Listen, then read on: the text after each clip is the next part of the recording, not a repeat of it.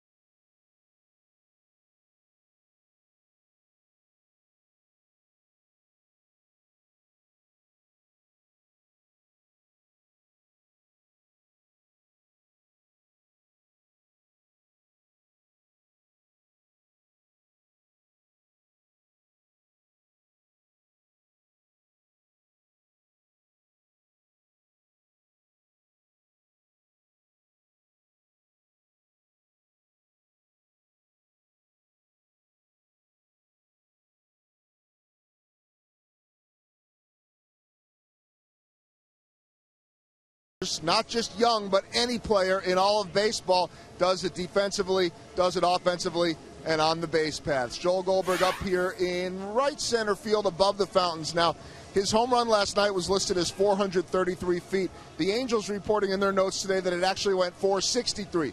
Kind of down there up against the scoreboard. If it hadn't hit that scoreboard, it might have come all the way up here. Mike Trout is absolutely unbelievable, and he credits a couple of people for his early success here in the big leagues. He says that he learned from Torrey Hunter about how to go about his business, and this year he has been picking the brain of Albert Pujols about hitting. Great influences, and if he's looking for a little bit of humor, last year in spring training, before he was a big name, they took him out to dinner, and they stuck him with the bill Jared Weaver did, $2,000. Next day, there was a cart at his locker with $2,000 worth of quarters. He's got a lot of coin coming his way in the future. Luis Mendoza will try to silence Mike Trout and the Angels. It's the second of 4 coming up at Kauffman Stadium.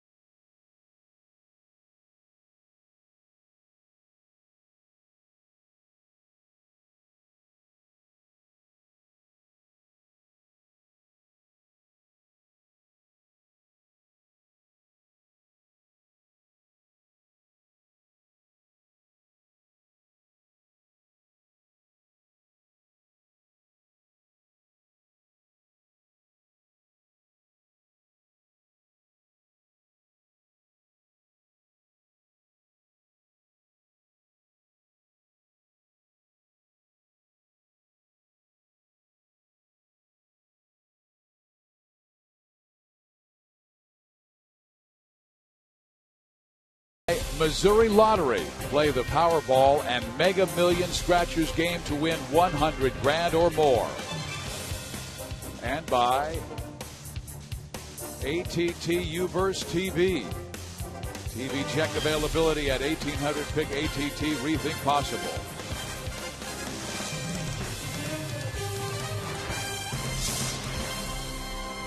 This game is brought to you in high definition by Time Warner Cable, the official TV, internet, and home phone provider of the Kansas City Royals. Well, baseball weather is back in Kansas City, and as we bring you game 2 of this series between the Angels and Royals, here's Mike Scioscia's lineup. Eric Ibar always is hot against the Royals. Mike Trout has had a sensational week. Albert Pujols, Mark Trumbo, Josh Hamilton, Howie Kendrick, all hot. Callaspo, Iannetta, and Shuck go 7, 8, and 9. And on the hill for KC, Luis Mendoza. Luis is feeling a lot better about himself because he's on regular rest. Hard sinkers down. Tries to get ahead with sinkers. He has some changeups that he'll use as secondary, but his out pitch is definitely that big curveball. If he can get those guys swinging at that, he can pile up some strikeouts. Ibar takes it on the inside corner. This is the 8th game that Mendoza has pitched in this year. 7 have been starts. He was rather inconsistent as far as opportunities to start in April because of so many rainouts. And that ball is pulled foul. But we told you about his last few starts. They've gone well. His last, even though he received a no decision in Sunday's 4-3 loss to Oakland, Luis pitched well, gave up 3 runs in 6 innings. Only 2 of those runs were earned.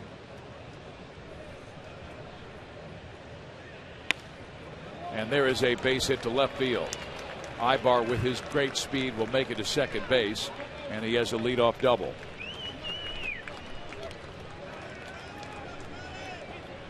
Left-handers have hit Mendoza at 291 with 3 homers. Righties 213 with 1 homer.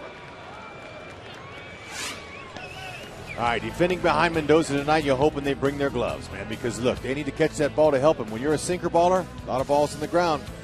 Tejada, third baseman, getting a call from Ned. It's because the left-hander's pitching.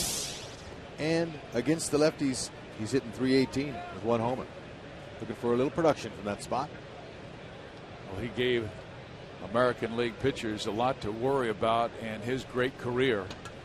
And now he has a chance to watch this young man who is starting what appears to be a fantastic career. Mike Trout, just 21, out of New Jersey. He was the Angels' first-round pick years ago, but the 26th overall. And his numbers, well, they have been climbing in the month of May. 8 of those 10 home runs have come this month. As Joel Goldberg just showed you, that home run he belted to center field went 463 feet. Yep. He's got the power and he's got the game. That's the longest home run he's ever hit in his career. In this situation, most managers want to see the second place hitter after a leadoff double get him over, but not Mike Trout. You're going to let him just swing wherever he wants to swing. Pulls that one foul, and as Mike Scioscia said after the ball game, he said they listed that at 433. What did they do? Run out of a tape measure? That was a long ways. I'm a little surprised that the big, beautiful scoreboard here at the K didn't list a little. Like the Leaning Tower of Pisa? Yeah, I mean, that was a shot. It was. We saw one hit farther, and it was by. There's a ground ball up the middle. Escobar cuts it off. Moving to third is Ibar. Trout is barely out at first base. Adam Dunn was the guy who hit the ball a little bit further up that foundation, about 468, if I remember correctly.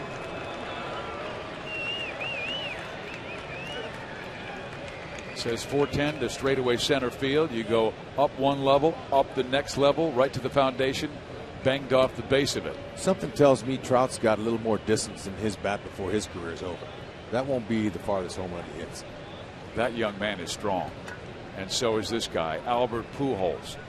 His batting average is down to 253, but he had a slow start last year and then got hot. He fouls off the first pitch, strike one. Okay, last night, anything out over the plate, he automatically knows how to lift it. This guy is the ultimate pro. He's been around as long as any major leaguer is with power. He's got it going, and you got to just, right here, go for the strikeout. Try to get him. Salvi block that ball. He's got 26 strikeouts in 36 innings, does Mendoza, so he has the capabilities. And with the infielders back like they are, all Albert has to do really is make any kind of contact in the infield here. Anything to get that run home. That's why he wants to strike him out.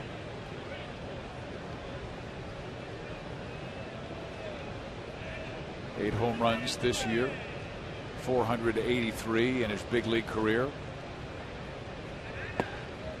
Down low and in.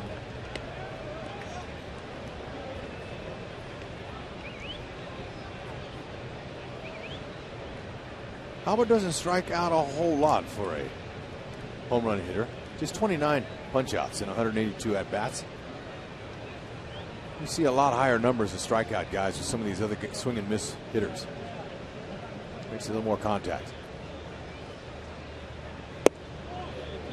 Doesn't bite. Now it's 3-1. Mendoza could think about walking him, but it is still early and trying to go for the double play with Mark Trumbo. But just about every single player in their lineup has really been hot. They've scored 42 runs their last 5 games. The Angels have 31 home runs this month. That's the most in the major leagues. That was what they were expecting in April. Another check swing and a ball low, and Albert Pujols will walk. And that is the first walk that Mendoza has allowed in his last 13 innings. His command has really been good the last few starts.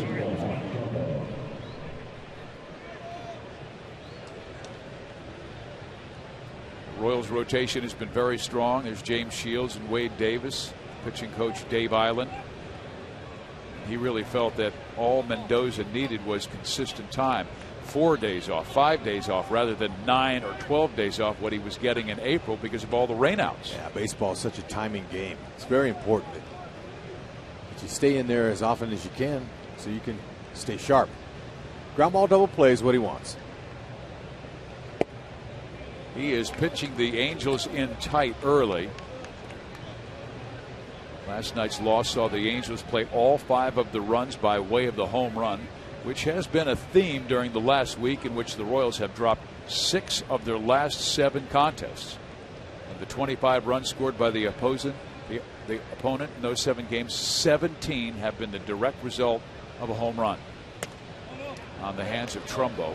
Well, Dave Island, Royals pitching coach, was talking to me before the game saying, you know how hard it is on paper to try to go through these meetings with these guys against the Angels. The Angels have such a powerful lineup, and they have guys that can hurt you. So I try not to, bring that up too much to my pitchers. I want my pitchers to pitch to their strengths, and you pitch your game. So Mendoza, he puts his sinker down at the knees, he could get out of this inning with a ground ball. Right now, 1 ball, 2 strikes to Trumbo. He is a guy who has struck out 54 times this year.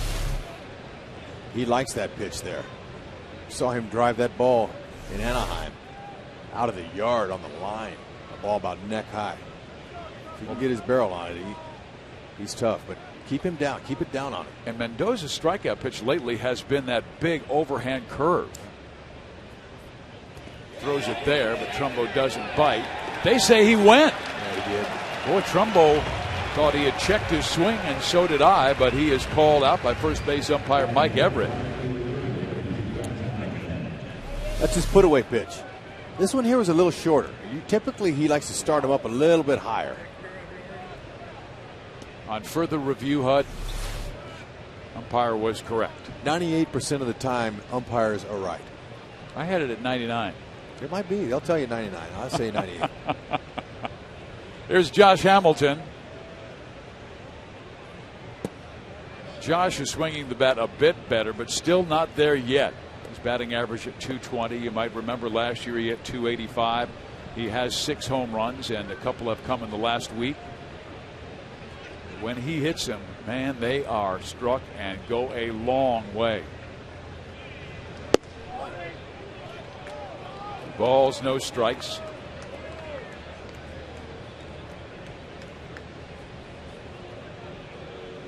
Kansas City lost last night 5-4. They made a great rally in the 9th inning, scoring 2 runs, but Escobar flied out, ending the game with 2 on. Again, Hamilton doesn't bite, and he was chasing that slider from Santana last night and struck out twice.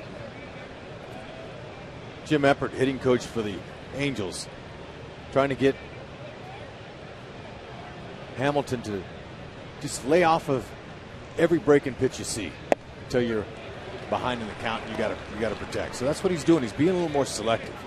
When you're anxious and when you're off to a slow start, biggest tendency is to want to swing at everything, and that's what he's been doing.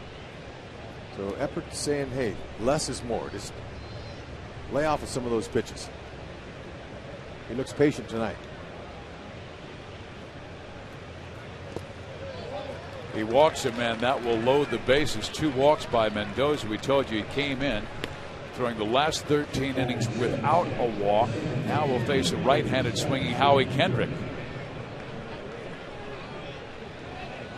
Ned Yost and his staff was able to hold down Kendrick last night, and he is 0 for 9, but believe me, he was absolutely on fire before that. 14 hits in his previous 26 at bats and had the average over 300. This ball in, 1 ball, no strikes. Howie's 1 for 4 with him loaded up this year. As a team, the Angels are hitting just .231. They got one slam, and it's Mike Trout's.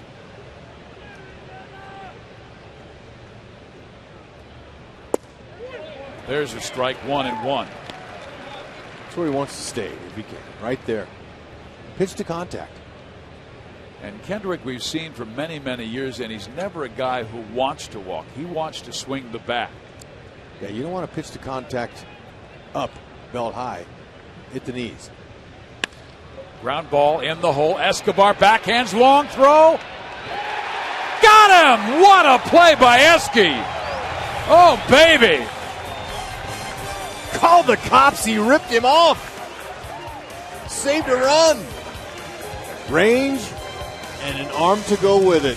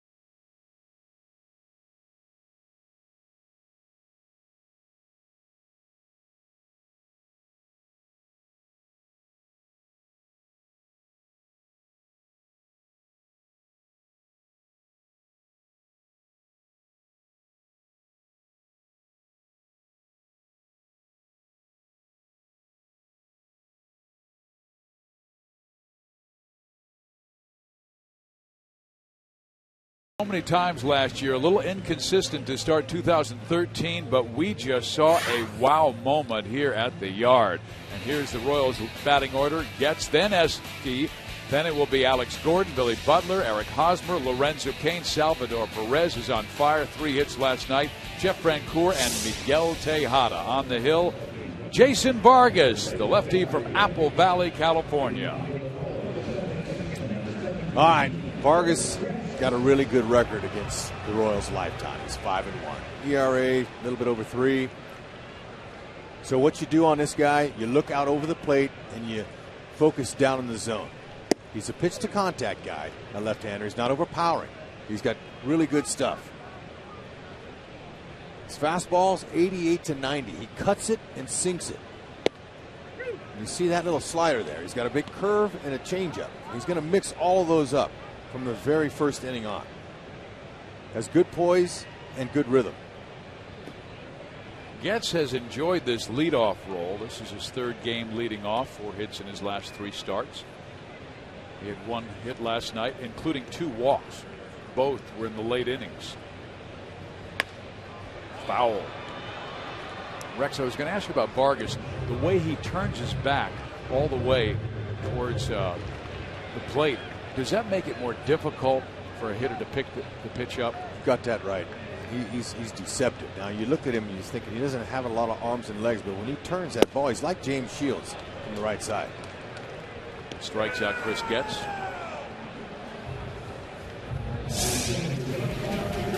All right, defensively behind Vargas. Now, both of these teams playing tonight, they're down at the bottom as far as making errors. Angels have 31, Royals have 32. But however, Josh Hamilton, some guys think they can run on him. Some third base coaches think that he doesn't have the arm to play in right. Well, you got to think again. He's got a very strong arm. Gets to some balls out there, but he's picking up his game. How about the excellence of Escobar? Speaking of strong arms, I thought, where's he going to get it out here? I thought he was going to second base. He goes to first and got Harry Kendrick by a half a step. This is phenomenal. He rolls one to the first baseman. Mark Trumbo will record the out, 1 down. That play might have saved the game in the first inning, because this ball wasn't hit really hard. So Escobar has to get on top. In order to get a guy out, you can't throw sidearm, the ball sails. Look at the height. The height he gets on his leap, he gets leverage, he stays on top of the ball. And a perfect one hopper to Hosmer, and look how far they got him by. Oh, that was a beauty. Mendy goes, woohoo! Now get me some run, fellas. Let's go. That was sweet. Here is Alex Gordon, one of 3 lefties in the lineup against the southpaw Vargas. Gordon had his 10-game hit streak end last night. He was hitting .500 over that 10-game span. Pushes average to .350. It's now to .346. Ground ball Kendrick. That will do it for KC, their half of the first. We head to the second, looking for our first run.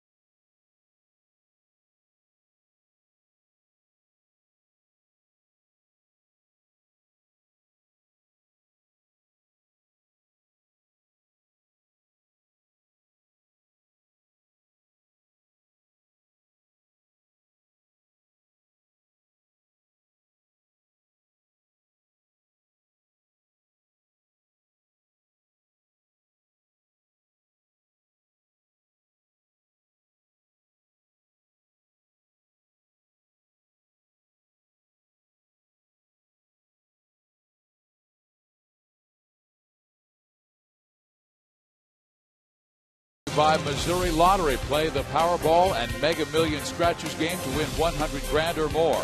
And by your Kansas City Chevy dealer, the official vehicle of the Kansas City Royals. And by ATT Uverse TV. Check availability at 1800. Pick ATT. Rethink possible. Here we go. Second inning. Mendoza to face Alberto Callaspo. Third baseman went 1 for 4 last night, hitting .276.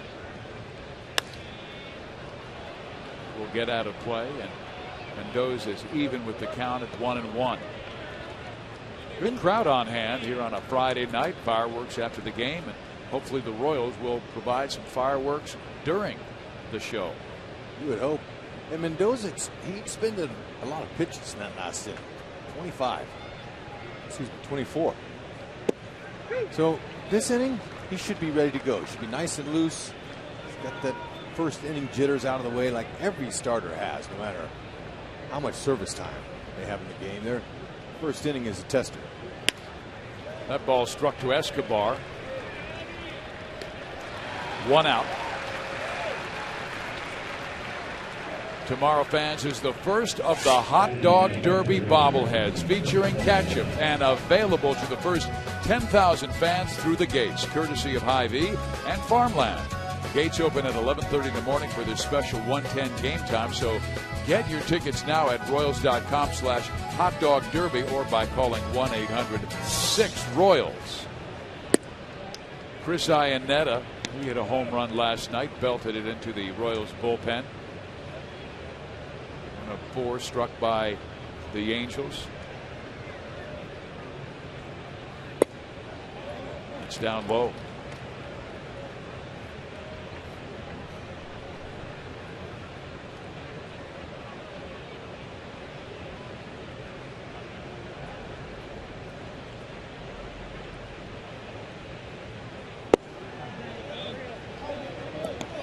surprised that was not called a strike by Tim Welke, who is the crew chief, who had a good late sink to it. But it's a 3-0 count, and right now another small zone. I'll say it. That's right, where you want to execute. Third walk by Mendoza already. Yeah, Iannetta, that's his 30th walk. That leads the Angels. He's an eyeballer up there. He's a watcher.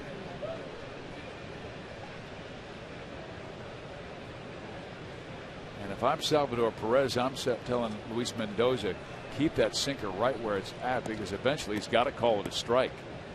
Because if a sinker ball pitcher comes up, that's when they get tagged. Yeah, stay in his game. He will. J.B. Shuck, he must have made every out last night to the second baseman.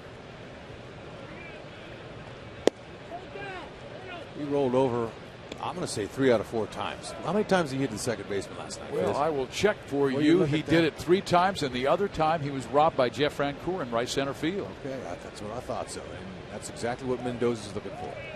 Little ground ball. In there, 1-1. This Shuck, I like him. He plays with a sense of urgency. He hustles, good speed, aggressive player. And he's fit the bill. Peter Borges, one of their speedy center fielders, had a hamstring injury a couple of weeks ago. Moved Trout back to center field and put this kid Shuck in there. In there, 1-2.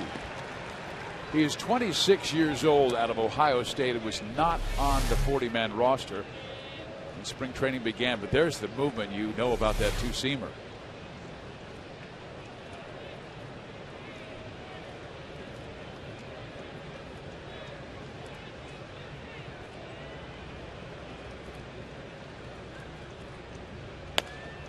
A tapper to first. Hosmer goes second. They've got one. That's all we'll get.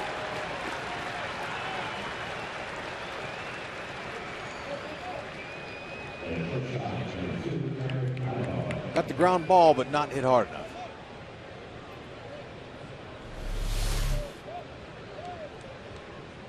Come and get it. That's what Hosmer does. Go get that short hop. You wait back for the long hop. You can't get the force at second. Be aggressive when you field, especially on slow rolling balls. Come and get it.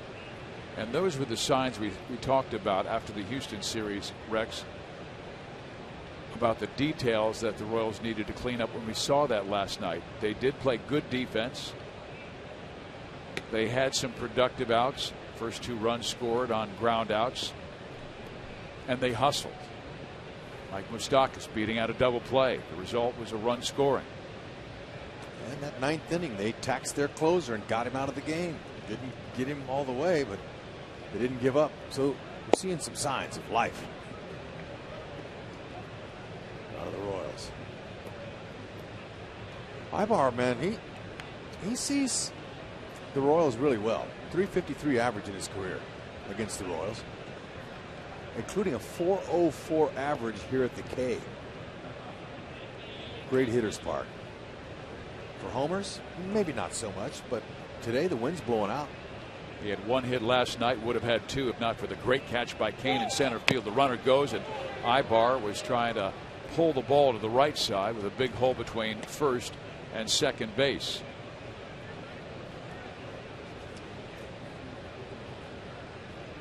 J.B. Shuck has not stolen the bag this year, and he was going on first movement by Luis Mendoza.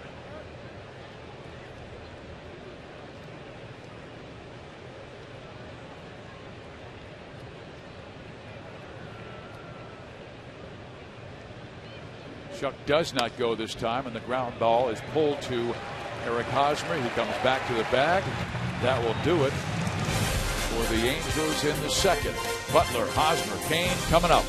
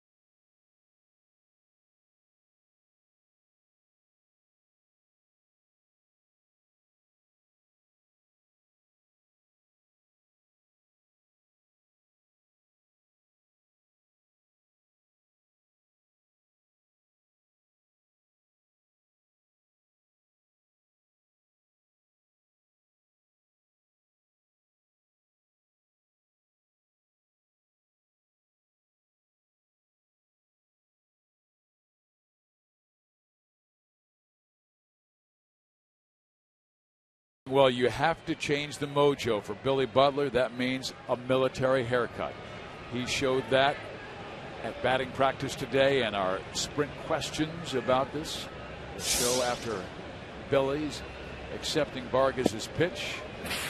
But here are our Sprint Unlimited answers. What should a player change to break out of a slump? HUD, hair, socks, undershirt, pregame meal? Well, it just depends how many screws are loose in your brain. But you got to get the mojo going good. I like the undershirt. I like the pregame meal. If I'm going good, I stay with the same meal the next day. Exact same food, restaurant, napkins, same place. T-shirts. You talk to your T-shirts lots of times when you get in there after your batting practice is over. Your game shirt you wear underneath your uniform sometimes is magical. And the Unlimited Answers sweepstakes presented by Sprint. Vote in tonight's Unlimited Answers poll and enter for your chance to win 2 Crown Club tickets to a future Royals game courtesy of Sprint. And you know, there's a lot of luck involved in this game of baseball. As far as, you know, does the ball land fair or is it an inch foul? I mean, a big difference. Yeah. And you're paid based on your performance. And the answer to your earlier question was 5. That's the number of screws loose in your head. That's, my wife would argue with that. She thinks it's more like 10. But those nice seats right there where we were just showing you, that's what you get a chance to win. If you continue to vote with us, we love your votes and participation. That feeds our fuel up here. Feeds our fire. Well, Billy Butler says when he gets hot, that's when he's more patient. Showed great patience here, and he gets the walk. Vote and then enter for your chance to win 2 Crown Club tickets to a future Royals home game. Butler at first base. Eric Hosmer will face the lefty. 3 lefties in the lineup. Getz, Gordon, and Hosmer. Moustakas getting the night off. Strike 1. Vargas is right around the plate.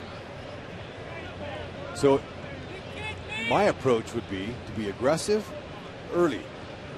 Get him before he gets you. Hosmer to left field. Shuck will run this down at the warning track, and Butler retreats to first base. You go up there your first plate appearance, and you take strike 1, strike 2 against the guy. Now you're defensive hitting. Now you're having to go into your 2-strike approach right away.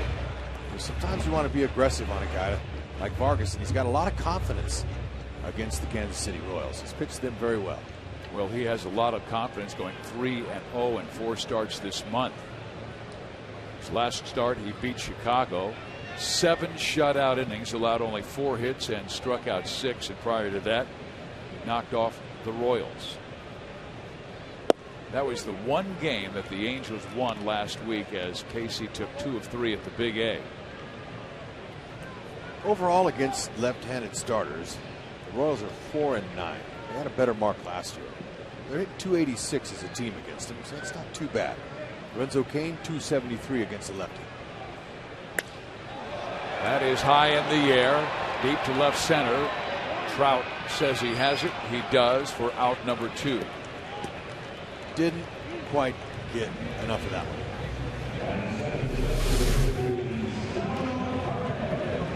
I'm going to say it hit off the end of his bat. Good pitch. He was just out in front of it. Couldn't quite get it on the barrel. It's got that great lean back follow through. Now a guy who has been hot. Salvador Perez, 3 for 4 last night. Fortunately, the Royals getting a lot of singles. This ball will be pulled to third. Callasmo will go the short way to get the force, and that will do it for Kansas City in inning number 2.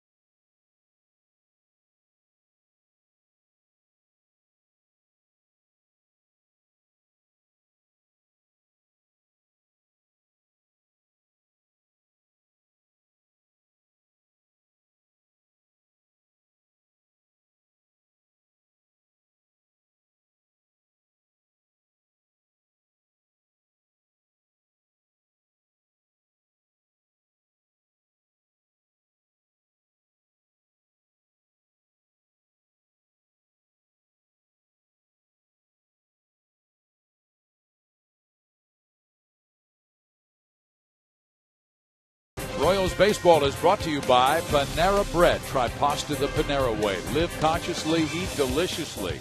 And by Steel, available exclusively at a servicing Steel dealer. Visit steeldealers.com. And by Ford, see the new F-150 at your Midwest Ford dealer today. We come to you from Kauffman Stadium, Game 2 of a 4-game series. Royals lost last night 5-4. Mendoza trying to keep these Angels quiet, and there's a guy who's been rather loud lately, Mike Trout, at the plate. 3 home runs his last 3 games.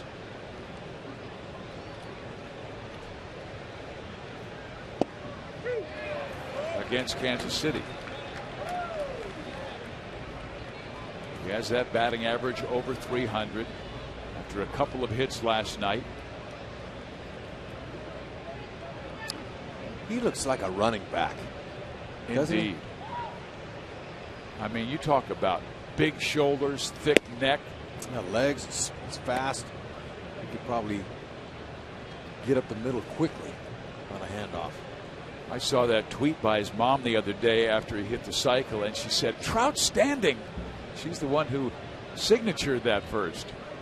My son is Trout standing. He has been. Way to go, Mom. Well, let's check out the Toyota League leaders. Miguel Cabrera with 22 multi-hit games. Then Alex Gordon. Then Mike Trout right behind. Miguel Cabrera might be all universe the way he's playing.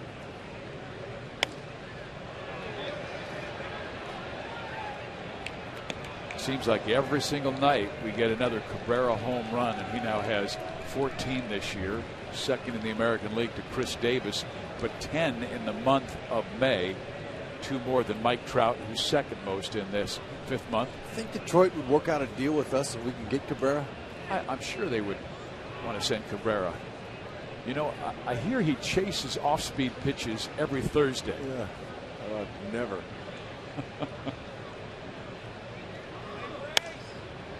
Tell you, KC loves him. I was so impressed when they gave Cabrera that standing ovation and made him come out of the dugout when he won the Triple Crown last week of the season. That was awesome. That shows you the incredible spirited baseball fans we have in our city. He was more impressed than you were. Oh, it made his year, he told me. I'm hoping we can get him an interview when they come back here. Let him talk to the people here. Fouled off. By the way, Miguel Cabrera has 2 more RBIs tonight. That gives him 57 this year, Hud. So he's ahead of Hack Wilson's 1930 pace. And he knocked in 194. Yeah, 93. They're up 5-0 on Minnesota. They were down 6-3 as late, I think, as the 8th inning last night, and came back and won that game. And Mendoza, I like the way he's pitching inside. Twice he's come in on Trout. Good battle going here.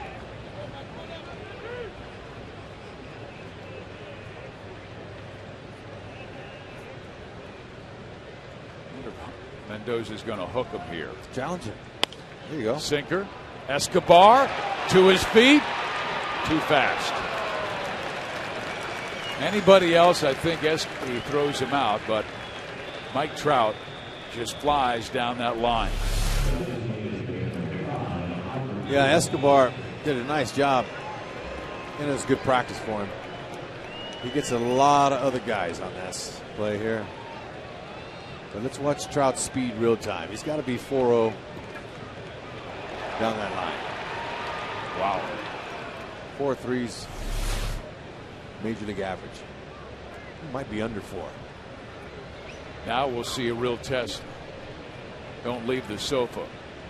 Trout versus Perez. Looks like Mendoza's getting that ball home quickly, so that'll give Salvi a chance to throw him out. Salvador has one of the best arms in the game. How about Mendoza's home? His time home. It's quick. Trout does not go. Pitch rides down low. 1 ball, 1 strike. Pujols walked his first time up. Angels loaded the bases in the first inning, but did not score because Alcides Escobar made a fabulous play to throw out Howie Kendrick, and they left him full. Trout again stays put, and there's a base hit to center field. Mike will stop at second base.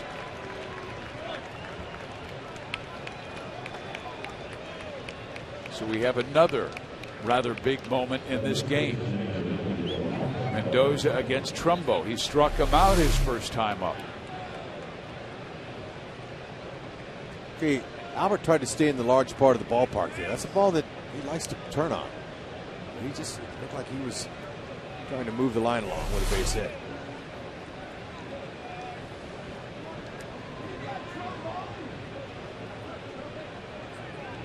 Trumbo out of Villa Park, California. Very close to Angel Stadium, and there is a strike, 0-1. He came in hot, hitting .387 his last 8 games to lift his average to .284, and he has big time power. 11 home runs, blasted one into the left field seats last night. 1 of 4 home runs hit by the Halos.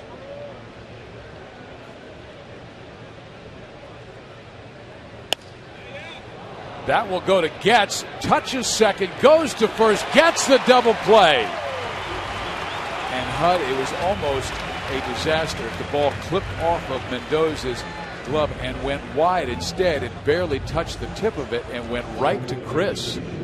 Game of inches, and Mendoza, he's not going to mess with that beautiful hair. He's not going to cut that, but he's probably going with that nice T-shirt underneath his uniform. For luck, and it worked. Okay, Getz going to take this himself. Watch out, don't turn your ankle. I've seen some guys twist their ankle on that. Steady. Throw at the runner's head. That'll get him down.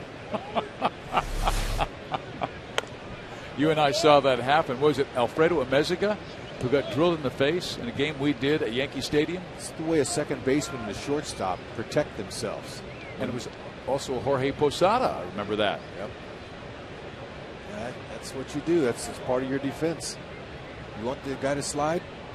He'll slide if you throw it at his dome. I think Getz wanted that double play.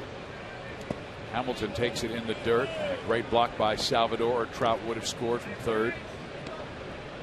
Miguel Tejada is pinching in a bit. He'd like to play Hamilton over a bit more towards the right side, but because of Trout's speed and if the ball's in the dirt, he doesn't want Trout to get too big of a margin from third base.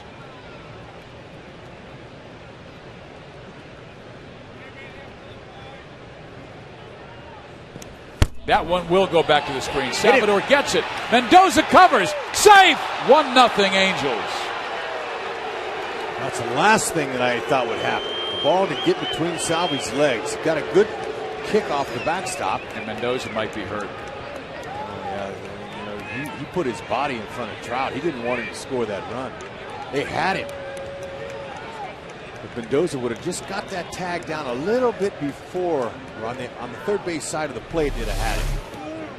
They're expecting to slide in there. When you do that, you're open up to get cleated.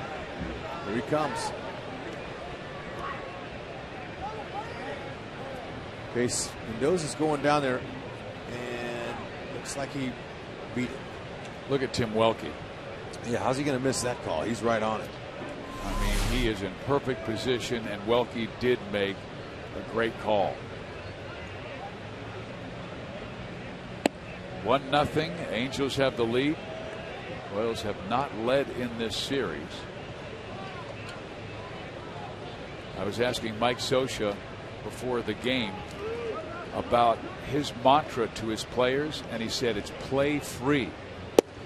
We were talking about the Royals, young team struggling, and he likened the Royals to the '99 Angel team before he took over, but it was a team that we had a chance to watch. And he said there's a lot of talent on that Kansas City ball club, but the players in particular are going to have to be patient with their success.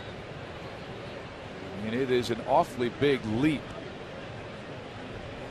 to the big leagues. Let's take a look at that ball that got between Salvi's legs. I'm a little bit shocked. You don't see this very often. Okay, that was a breaking ball. What did Salvi do? He just came up a little. The ball, he wasn't able to quite get down all the way. Maybe his hips still bothering him a little bit. Haven't seen that all year. Salvi thought he got it. Tim Wilkie saying, no. And now Josh Hamilton will go to second base. Mendoza is missing his mark, and you have to go back to that. He was slow in getting up. You wonder how that left knee is. And Dave Eilert's coming out for a visit. It didn't look like he got cleated. That's the main thing. Whenever you slide, and I've seen pitchers lay their bodies in front of the slider, the guy who's sliding to try to score the run, you get cut up pretty good. The guy's got metal spikes on him. So I think he's all right from that as far as that goes. But whenever a pitcher does that, it takes them out of their rhythm, their breathing. They got to breathe heavy. Now they got to calm down a little bit. And maybe Dave went out for just that reason, Rex. Yeah, let's kind of slow it down some. Slow him down.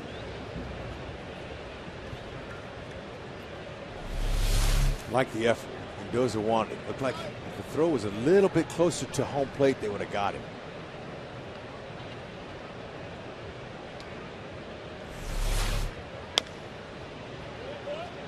That throw that Salvi gave him was up around the waist. It's a little bit high.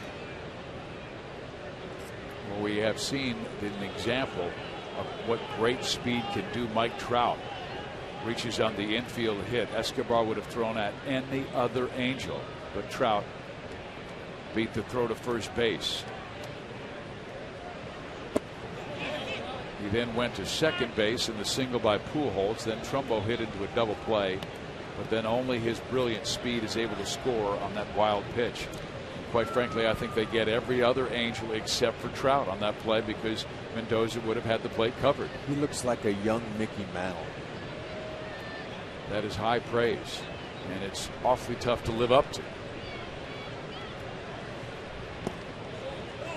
Again, the ball escaped Salvador, but no advance by Josh Hamilton.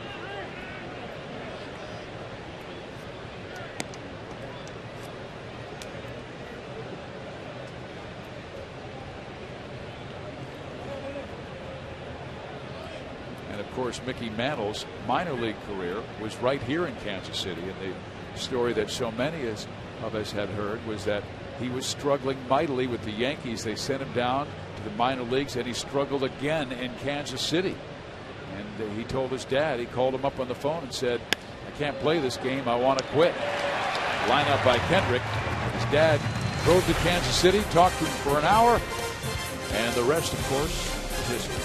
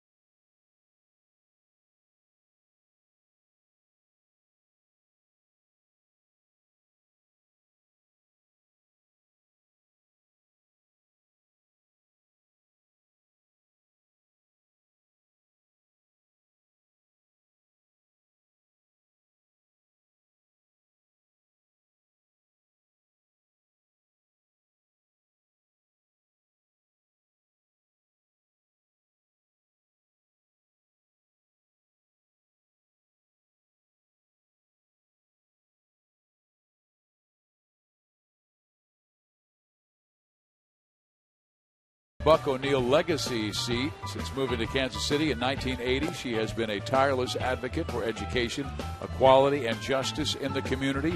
A supporter of the Kansas City Youth Court, Ellen co-founded the Midwest Innocence Project, a program that provides free legal assistance to the wrongfully convicted. She has been a legal educator, has been recognized by many for her unending commitment to her students and expanding access to education regardless of race, class, or gender. Right now, Luis Mendoza talking with head athletic trainer Nick Kenny after that collision with Mike Trout at home plate. Jeff Brancourt will lead things off for KC in the third. And then he sends one back to the mound. 1 out.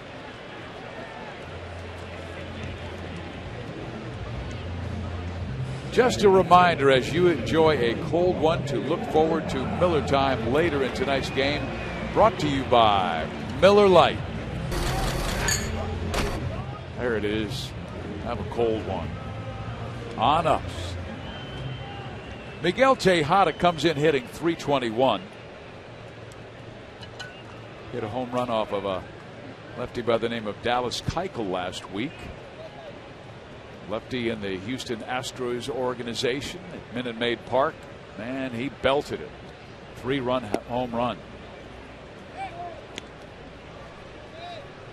This guy brings great energy. And he is talking to himself again at home plate.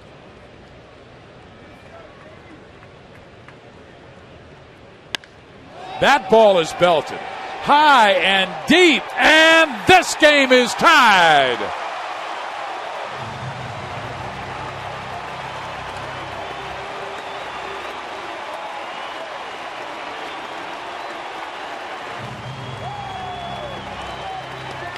Tejada. Put a little bit of energy on that swing. Give them some lift and get this crowd up off their seats here. This was a bolt. Oh, he was waiting almost like he knew it was coming. That's called barreling it up.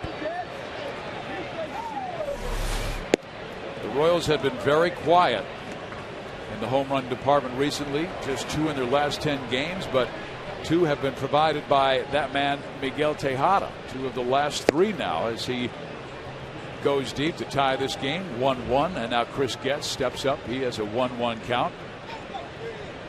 Good crowd on hand here at the ballpark in game 2 on a Friday night. A little early fireworks. That ball popped up. Shallow center. Kendrick. 2 outs. Oh, nice to see a home run. Hey, Tejada, upright stance, great head position. Caught that ball right out in front of the plate with some top spin on it, a little back spin on it.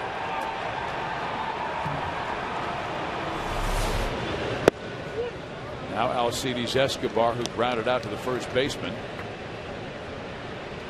Royals back even after Mike Trout manufactured a run with his speed in the 3rd inning.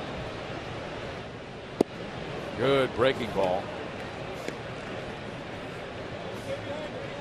You know, Vargas, he's a good guy to bunt off of. He didn't throw real hard. It's hard to bunt mid-90s fastballs. But a guy who's a lefty, throws a lot of different off-speed pitches, and Escobar has the ability to bunt. Good idea, maybe next time. I'm not going to try it with 2 strikes.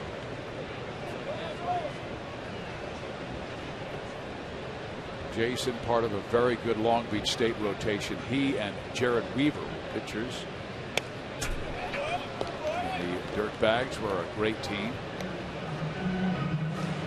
About a decade ago, Jason was a sophomore on that team, and Jared Weaver, Jr. and Weaver is likely coming back very soon. They say he might go out on, he might be back on Thursday. Ball is low. So Escobar, after being down in the count, 0-2, has worked the count even at 2-2. Vargas has thrown 31 pitches.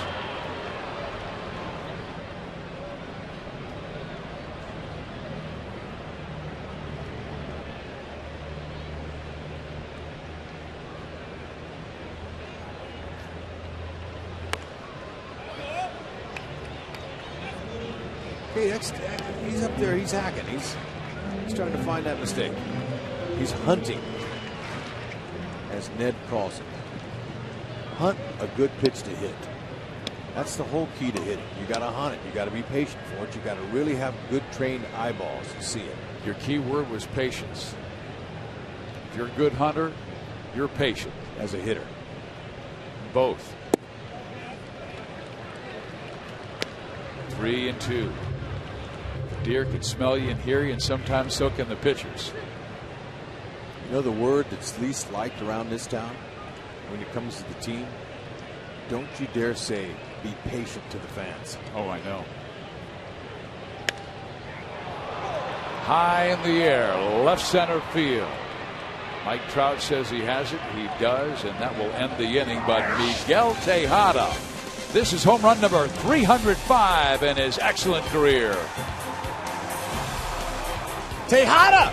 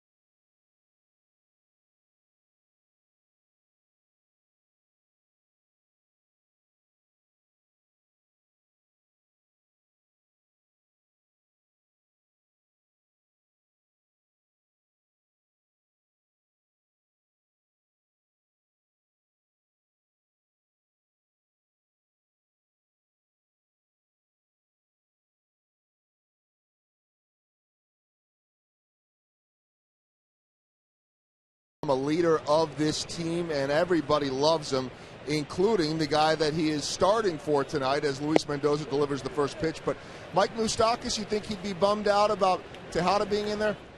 Says that was his favorite player as a kid growing up. He said, I can only imagine what I would have dreamed of for the chance as a kid to play catch with Miguel Tejada. He's in my ear now every day telling me everything is going to be okay.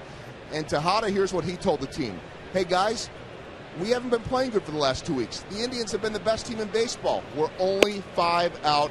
Relax and enjoy the game. And I said, Miggy, it seems like the last couple weeks that swagger from early in the season hasn't been there. He said, watch. It'll be there tonight. I am playing. It will be back. That's great stuff, Joel. You know, I love that attitude, Hud. That's right. That's how you come to the ballpark every day. Win or lose yesterday doesn't matter. Today, it's a new day. The only thing you can control is your attitude and your hustle.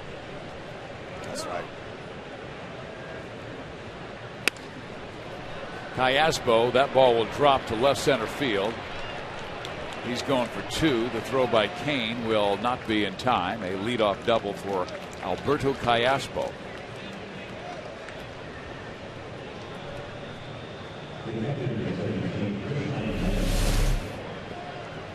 Okay, 3 of the 4 innings, Angels have had a leadoff guy on. 2 of those 3 were leadoff doubles.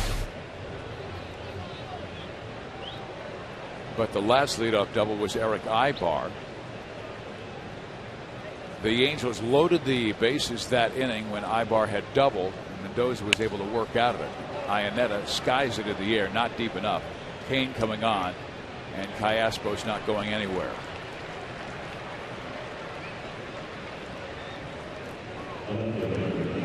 That was the first inning where Escobar took a run away from the Angels with great defense.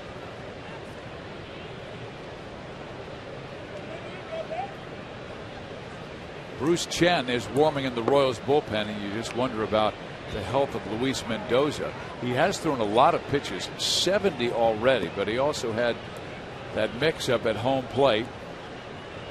See that dirt on his left knee. Shuck with a soft liner to left, and Gordon's going to have to play it on a hop. So first and third for Anaheim. So Callaspo, he respects Gordon, and you should. A lot of guys are going to just come right around and score on that, or try to. And Callaspo said, wait a minute, that's a Gold Glover. I better be careful. He makes those plays. But it had too much topspin on it. Alex kept it in front of him, which was a smart play. If you dive and miss that, they score a run, runner gets a second, they're out of a double play. So keep the double play in order. Smart play. Now Luis has a guy who will be tough to double up. Eric Ibar has very good speed. He's batting from the left side.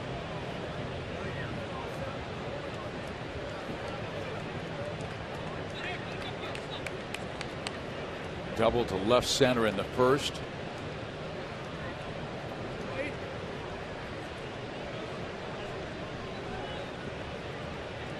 Royals came in at 21 and 23.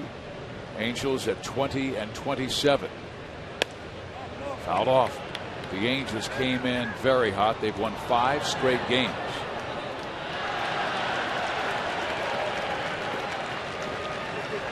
Shuck over there at first base has good speed. He's played in 31 games but doesn't have a stolen base. He attempted one earlier tonight when he reached on a fielder's choice. Ibar fouled the pitch off that he went on. Does not go, and that's a sharply struck ball to Getz. They've got one. They've got it out of the inning.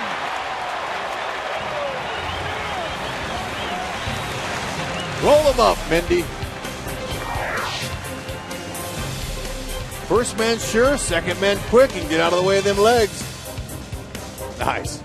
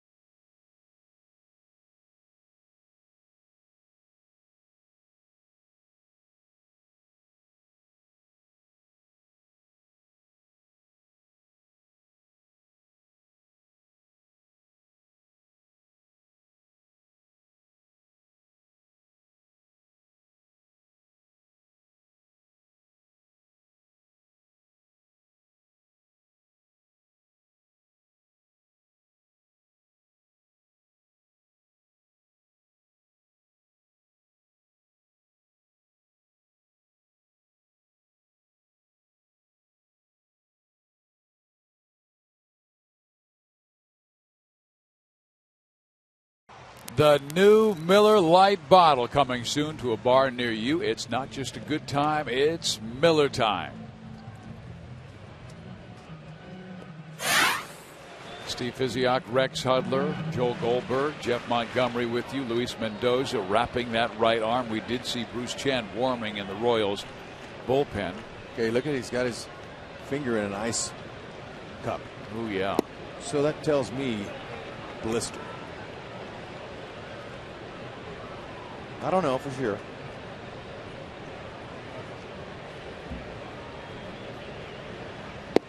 Here is Alex Gordon to lead things off. Alex 0 for 4 with a walk in this series. We told you about the 10-game hit streak he had prior to yesterday. And there is a strike called, and I don't think Alex liked that call. Vargas gets ahead, 1 ball, 2 strikes.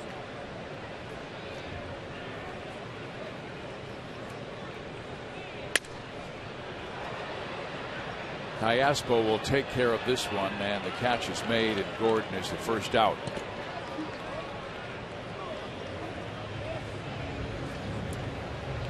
Fans, have you figured out your plans for Memorial Day yet? Why not spend the holiday at the K watching your boys in blue take on their cross-state rival, the St. Louis Cardinals, at 1:10? Join us as we celebrate our Armed Forces Day with a special pregame ceremony, and the first 20,000 fans will get a miniature American flag courtesy of the World War I Museum. Get your tickets at Royals.com or by calling 1-800-6-ROYALS. And that is another great museum that I must visit. I have not been there yet. World War I Museum, I hear it is amazing, says our director Steve Kurtenbach. Ground ball third. Callaspo has it. The throw is in time, and there's 2 outs. He is mixing them up. He's throwing strikes. He's got a nice, quick rhythm. He gets that ball up there, doesn't mess around, and he changes speeds. Changes speeds and locates. That's how he does it. Makes it look easy. Does Vargas.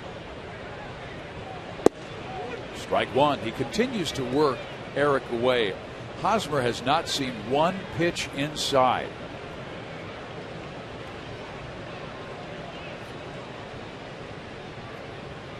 And then that sweeping breaking ball at 77 miles an hour.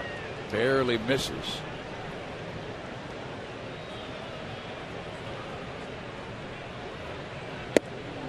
That's a show me. That's the first time we've seen him come in. It was just a little show me fastball at 88.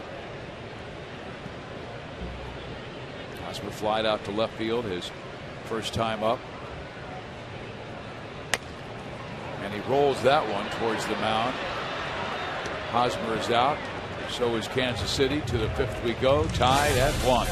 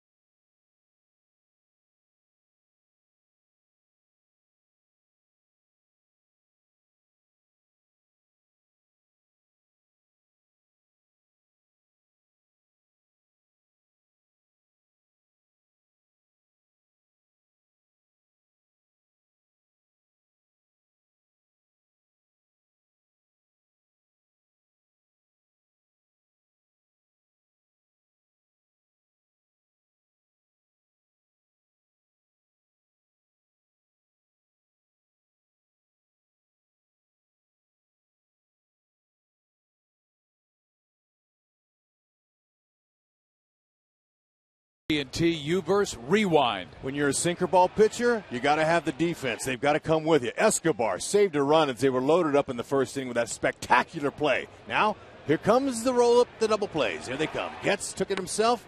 This time, Escobar felt a little heat from Shuck. And Escobar says, you better duck, because I'm going to come right at your noggin. Nice way. Good job. Way to get out of the way. Mindy's pumped. Keep it down. He's got a lot of pitches thrown already. He's expended 75 pitches. And he's keeping his team in the game. 1, hit by Royals thankfully went over the wall. We got it tied up. That ball stroked to center field. Kane comes on and makes a nice. Oh, did he drop the baseball? He did.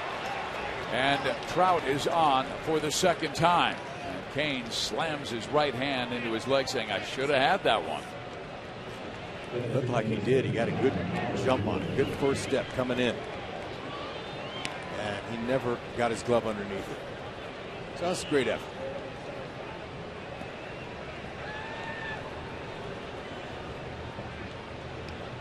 Speed is on.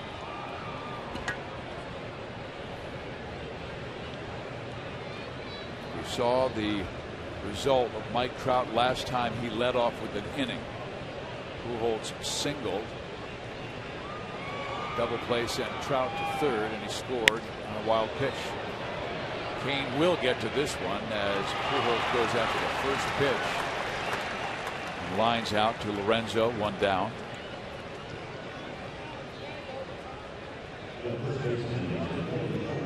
Hey fans, be sure to get your special edition t-shirt for the first installment of T-Shirt Tuesday against the Cardinals next week. The first 10,000 fans will receive a t-shirt highlighting the I-70 series rivalry, courtesy of Teva. Gates open at 5:30, so get there early. Go to Royals.com/T-Shirt Tuesday or call 1-800-6-ROYALS for tickets.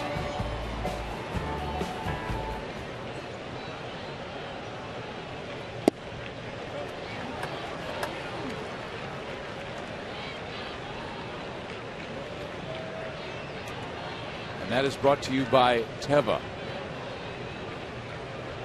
Okay, he's grounded into a double play once. Mendoza would like to do that to him again. Keep it down, sinkers down. You think Trout will be going? I'm thinking earlier in this count. And they were thinking the same thing. And Trout was leaning.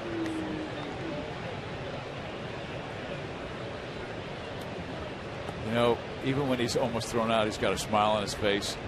Mike Trout really enjoys the game. 10 for 13 stolen bases this year.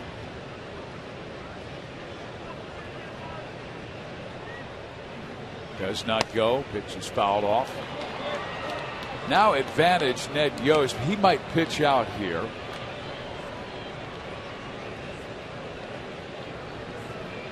He has an option too.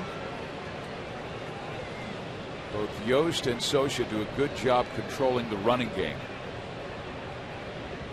Salvi's looking in.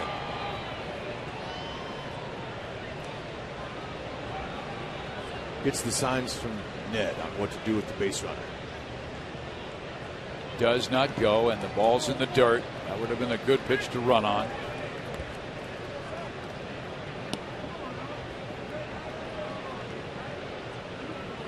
These are 7 runners caught stealing, are tied for third most in the American League.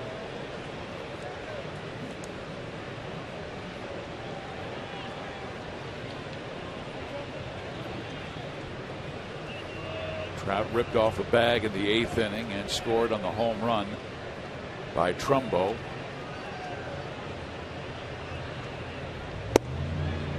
That proved to be the difference in the game when the Royals rallied with 2 in the bottom half of the 9th inning. Had Trumbo not hit that home run, those 2 runs would have erased a 5-4 score, and the Royals would have won it 4-3.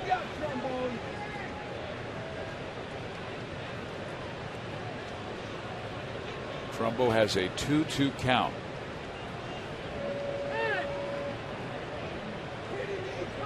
Do you think Socha will wait for 3-2, or he might just leave Trumbo there? Because sometimes, even though you got a guy with great speed and he can steal bases, just the threat alone is going to get a hitter something good to hit. Does not go, and Trumbo swings and misses and strikes out. So Mendoza coming back well, getting Pujols on a line out, and Trumbo, he strikes out for the second time this evening. It's that big curveball. Changes the eye plane. Looks good, then it doesn't. Good rotation. And Rex, you're showing his hand in a cup of ice. Either he developed a blister or something happened on that play at the plate. Either way, that's got to hurt when you're throwing that curve. middle finger is the one he had in the cup. That's usually the one that grips the ball in the curve on the seam. Sometimes that happens. We don't know for sure, but he looks pretty good so far. He's got 2 outs. Josh Hamilton has been on twice, both times with walks. They may let him just swing. This is a guy with tremendous power. Last year with 43 home runs, drove in 128. The Angels gobble him up, sign him to a big deal. $123 million in the offseason, stealing him from their cheap competitors, the Texas Rangers. And many picked the Rangers to fall behind the Angels this year because of the Angel additions. And yet here we are in late May, and Texas has a 10-game lead over the Angels. Yep, they got a steady uphill climb the rest of the way. They're going to have to continue to play like they've been playing for a long time. That's going to find a hole. Just barely by a diving Escobar. Trout goes to third. So first and third for the Angels here in the 5th inning. 1-1 our score. The Angels have 1 run on 7 hits. The Royals have 1 run on 1 hit. That ball had eyes on it. Right by Escobar. Wouldn't hit that hard off the end.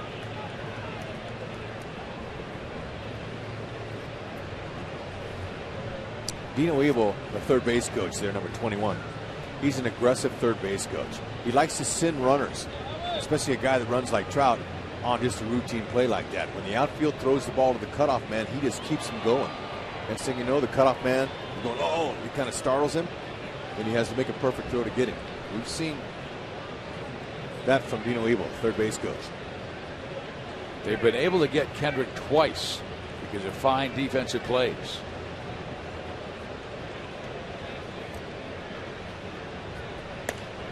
On the hands of Howie, fouls it off for a strike. The first one is on a remarkable play by Alcides Escobar, who threw him out to end the first inning with the bases loaded. And last time up, there was a runner at third base, and Kendrick lined out to the second baseman, Chris Getz.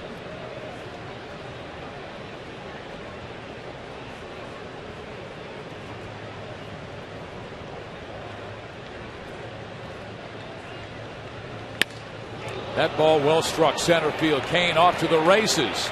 He will get there. Nice running catch by Lo Kane.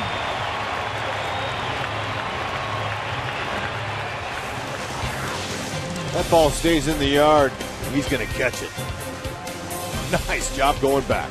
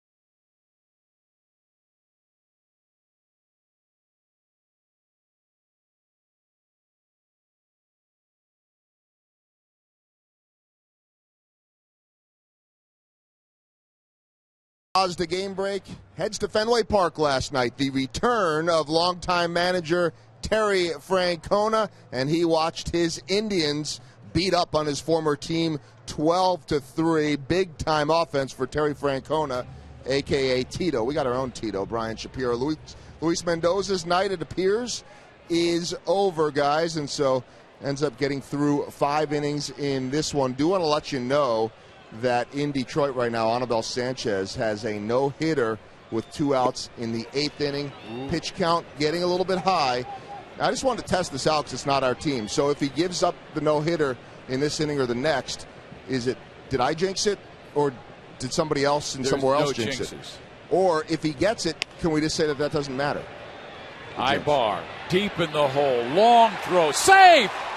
Lorenzo Cain, he made a fine running catch to end the last inning, and now his speed allows him to get an infield hit for KC in the bottom of the 5th. Okay, this ball Ibar had to back up on, and he slipped with his back foot just a little.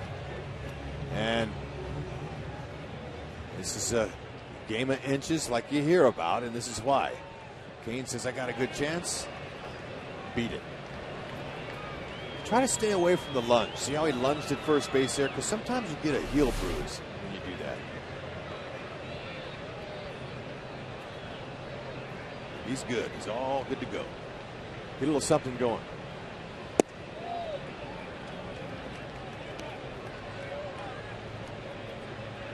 First time of the night they've had a leadoff guy on.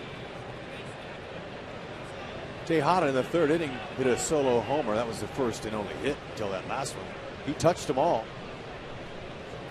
Now we got a little something going here. Let's see what Salvi's going to do. Salvi's really good at hitting that ball to the right side. But he's going to be able to recognize that inside pitch too.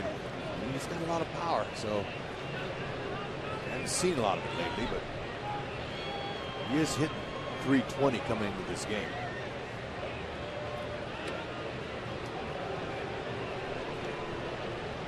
Okay, Mike Scioscia, he calls those throwovers like that.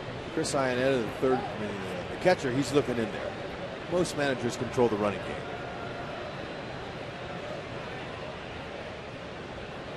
Cain's going, and they'll have no chance. Lorenzo completely stole that on Jason Vargas. Rex going on his first move. Yep. He just lifted up his foot and he was off. Whether he throws over to first or not, you don't stop. You just keep going.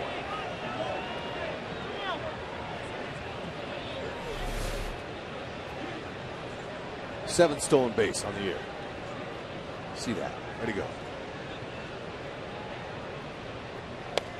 Salvador took a shot at right field, fouled it back, 1-2. Salvi's hitting 355 with runners in scoring position, so he can get this job done here. I like what I've seen the last 2 days by the Royals, Rex, and the fundamental things that they've done. The defensive excellence, the ability to move runners. Let's see if Salvador can move Lorenzo Cain.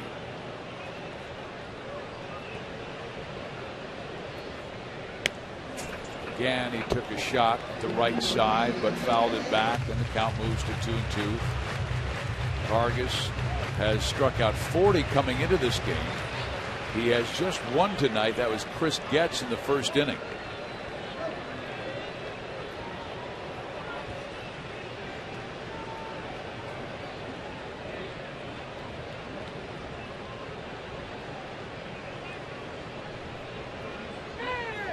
Time called.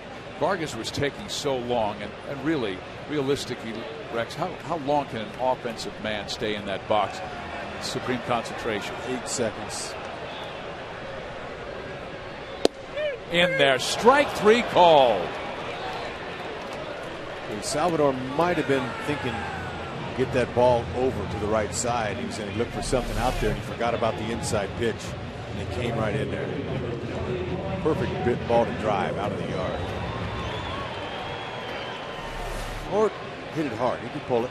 Like you said, something he wasn't expecting, and Vargas once again crossed him up. Now they need a big hit from Jeff Francoeur. Ball 1. Francoeur swung at the first pitch. He grounded it right back to Vargas in his first at bat, so he took one there. You'd like to see one up and elevated. Big hit for confidence and a big hit for his team. He needs it. In there. Little slider.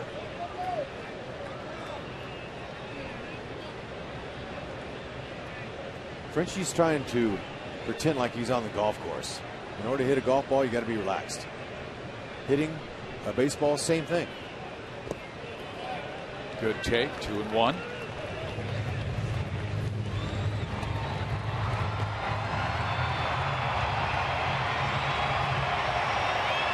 One ball game.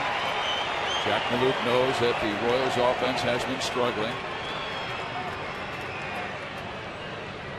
Team has lost 6 of their last 7 games. They have just 1 run on 1 hit tonight. It was a home run by Tejada in the 3rd. That ball is swung on and lifted high in the air, but playable for Mike Trout, who makes the catch, brings the throw to the cutoff man. And fans, you can get downloads up to 50 megabits per second with Time Warner Cable Ultimate Internet. Right now, Vargas' top fastball has been 89 miles an hour. Luis Mendoza at 93. But what Vargas does is he changes speeds on his fastball, on his curve, on his change. I mean, he has a change on his change on his change. He slowed his pace down a little bit with Kane out there at second base. But you talked about the little things. The fact that Salvador couldn't get him on, or get him over to third base there, he took a call third. That would have been a sac fly by Frenchie. They'd have been up. They want no part of Tejada, who homered on the second pitch thrown by Vargas. So they'll work lefty-lefty. Vargas against Getz.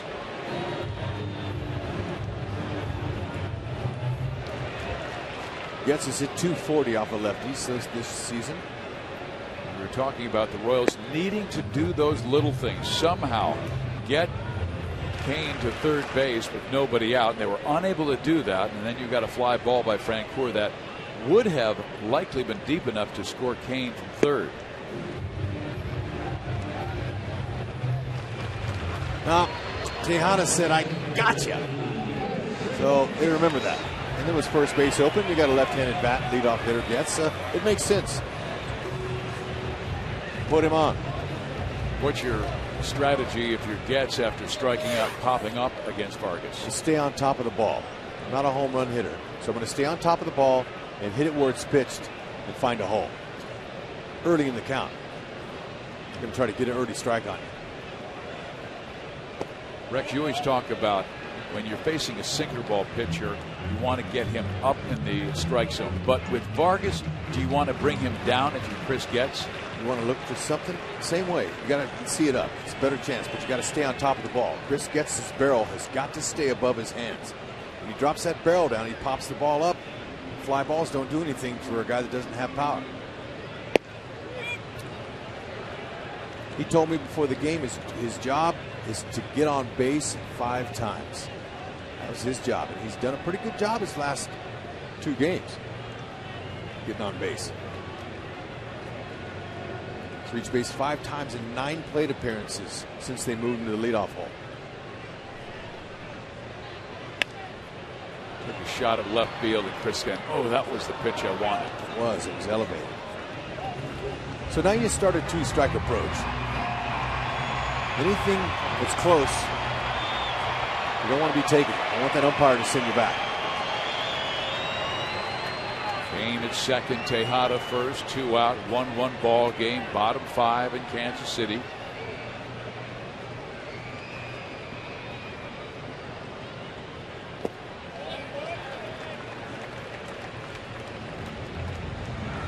Vargas gets you ahead. He's like most pitchers. He's going to try to get you to swing out of the strike zone.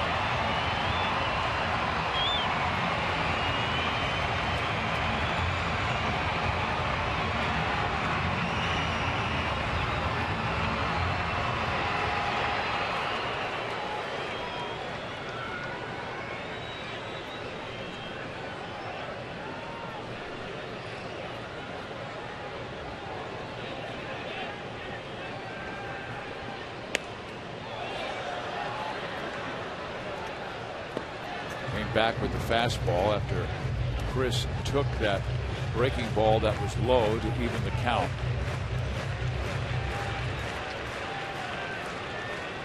Gets with 9 RBIs this year.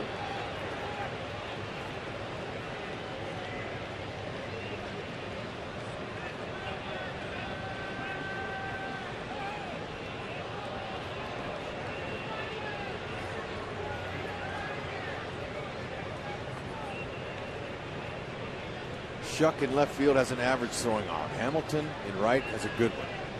Clean base hit to right field, it's on. It'll be a good play at the plate.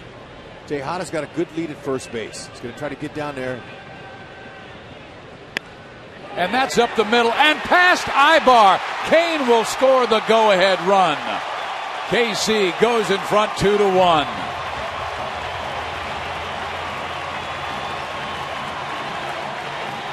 Great two-strike approach by Chris Getz. That's what they need. A 2-out knock that they've been doing so well this year, is they're able to take advantage of pitches out over the plate. Getz, he fouled off 3 or 4 of them, and he finally got a mistake. And look, that's the two-strike approach. He's just trying to find the hole. Perfect job. What happens when you somehow get the sweet part of the bat on the baseball. I mean, he almost hit that with one hand. Mendoza, he's not going to come out. He's done for the night. Like that. Royals will be going to their bullpen in the top of the 6th inning. Bruce Chen was warming up.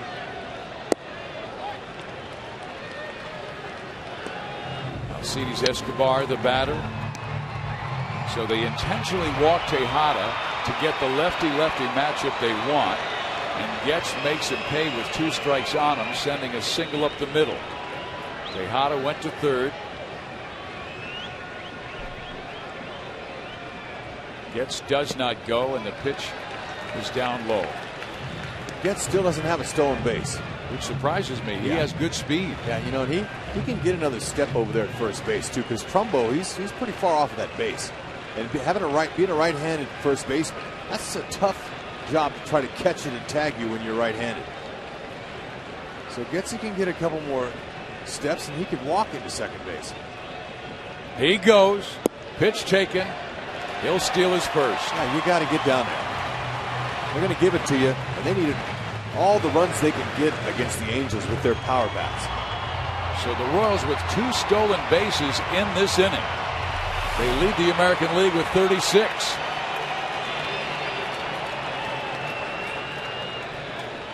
Now base hit could make it 4-1.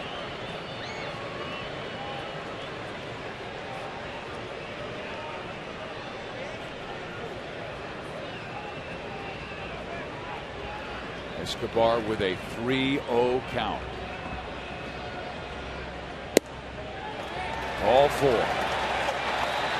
All right, time for some insurance runs.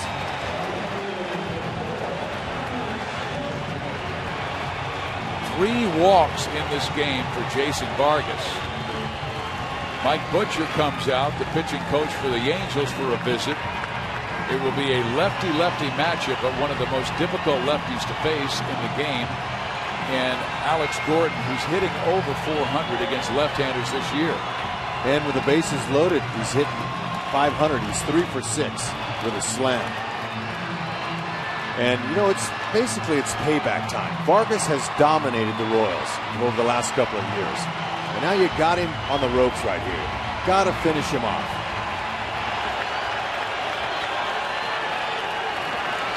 Mike Scioscia knows how tough Gordon has been.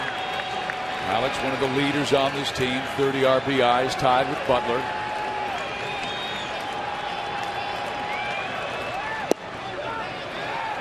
Against left-handers, he has been one of the best in the American League. .431. He does also have a grand slam this year. That came in Detroit.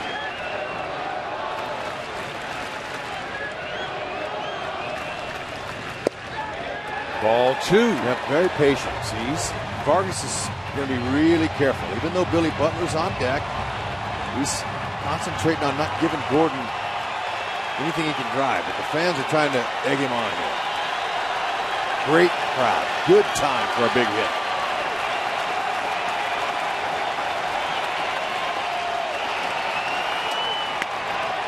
Left field.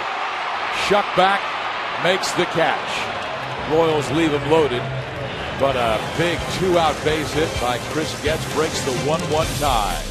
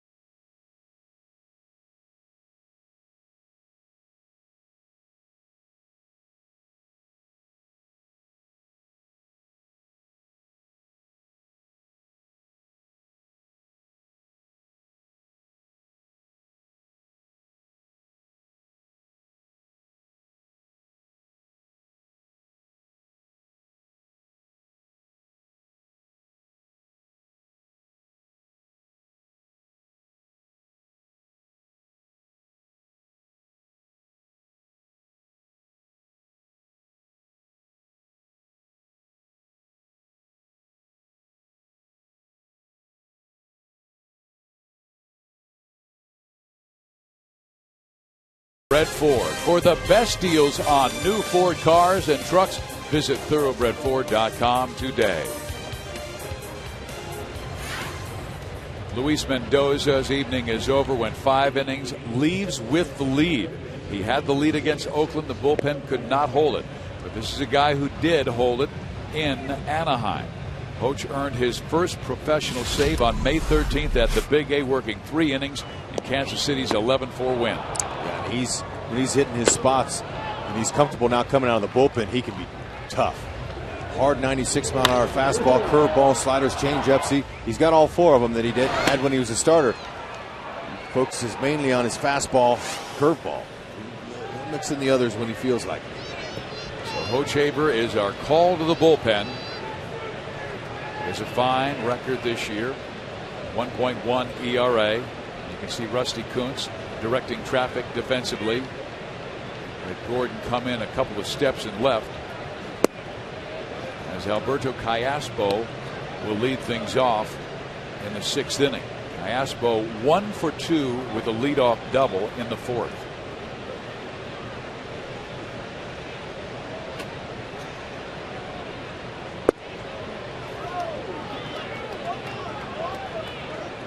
Luke also tossed a 1-2-3 7th inning on Monday at Houston with the help of Eric Hosmer, who made a terrific leaping catch in a ball hit by Jimmy Paredes. Playing Callaspo straight up. Up the middle, gets, backhands, throws, got him! Nice stretch by Eric Hosmer as well. We're seeing some defense tonight. The intention and the focus on the small things are great so far tonight, but the big things are even better. As the big plays are happening, they have the ability to do this. When you catch all the routine balls, you're going to win the majority of the games. But when you make plays like this, really helps the pitchers. Mendoza got a bunch of them earlier. That's why Chris Getz is in there. He's a player. He's been watching Elliott Johnson out there ignite the team, and Elliott Johnson's done a fine job. And then Ned Yost said, hey, look, I can't forget about this Chris Getz guy. He can play good, solid second base, and he can help us in the leadoff spot. That ball belted to left field and deep, and it will tie the game. So for the 2nd straight night, Chris Iannetta has gone deep, and it is again a 2-2 score. He would have had the lead had Getz not made that nice play.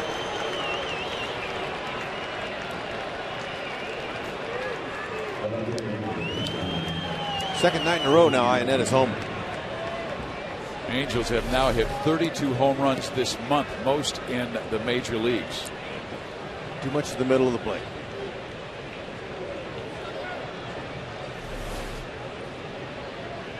Now J.B. Shuck. 0-1.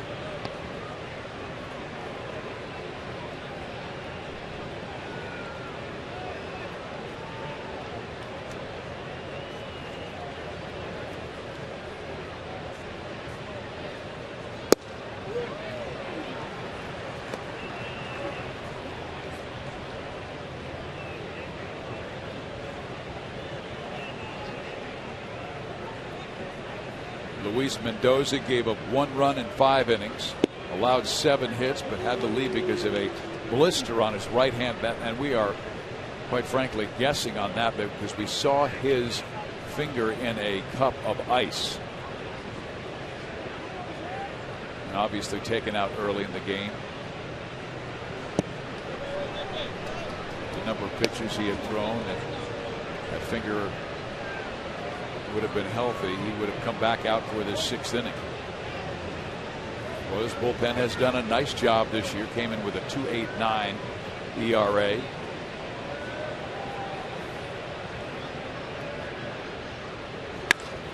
Shuck with a gapper to right center field. And he's not stopping at second. He'll make it a third with a triple.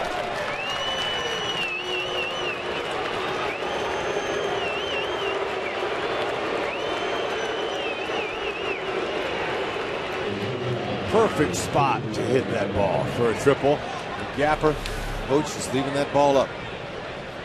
Not over. But that's 2 of them now. The homer and the triple are right down the middle. That's the middle of the hitter's barrel. Shuck is off to the races. Runs well. Makes that read himself. He didn't need a third base coach for that.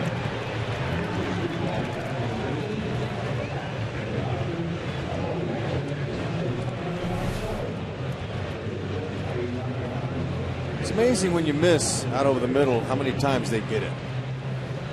Stay on the corners, hits off the end of the bats, jams them, they don't get as good a wood on it, you get outs.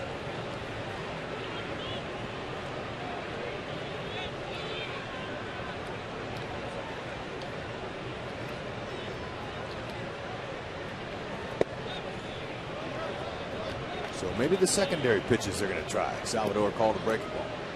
Just missed. Infield's in. Make that, get him at home.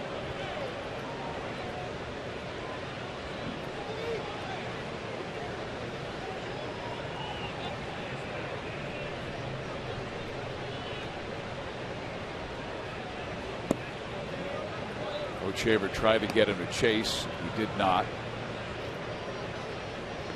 Aaron Crow is starting to warm up for Kansas City. They did have Bruce Chen warming up in the 4th and 5th. Then he sat down, even though the Angels were sending up Callasco, a switch hitter, Ionetta, a right-hander, and Shuck, a lefty. They've got the squeeze on, and look at this. This will help. They tag out J.B. Shuck as Ibar cannot get the squeeze down, and it pays off for the Royals. You know, Mike Socha, he likes to do that. He's got that play in his bag of tricks. He's got the right hitter, Ibar. You don't want to give that away, so perfect job. He just didn't get the bat out front and put it down. And it was a good located pitch, too, away from Ibar. Everything was executed perfectly on that, except for Ibar couldn't get the bunt down.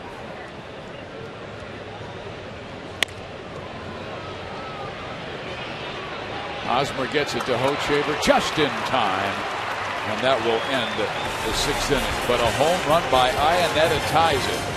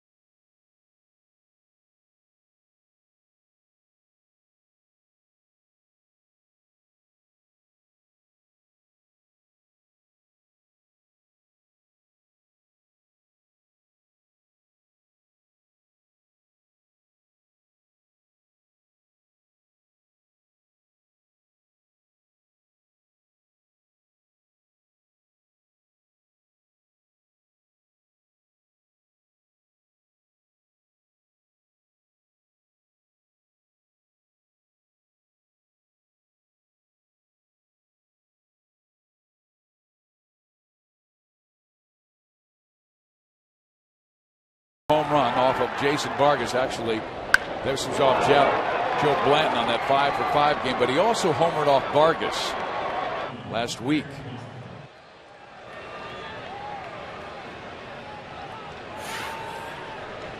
Five for 5 with 5 RBIs at the Big A.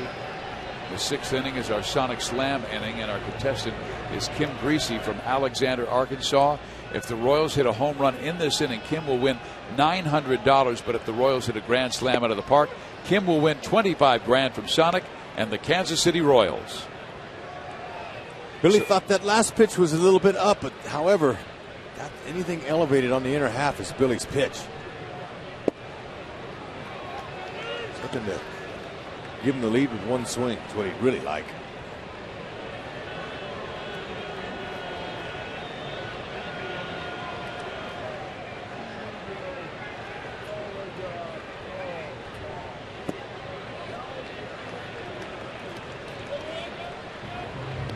He's fallen behind Butler 3-1. Billy walked his first time up, grounded out to third in the 4th. And I know you were talking before the game about his hips opening up too soon. Yep. Yeah, on pitches that are meant to get him off balance. There's 2 good balls out over that he's taken. Now 3-2 count here. I wouldn't expect Vargas to just lay him a fastball in there.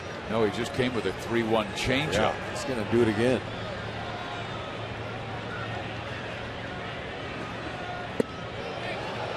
He does walk him.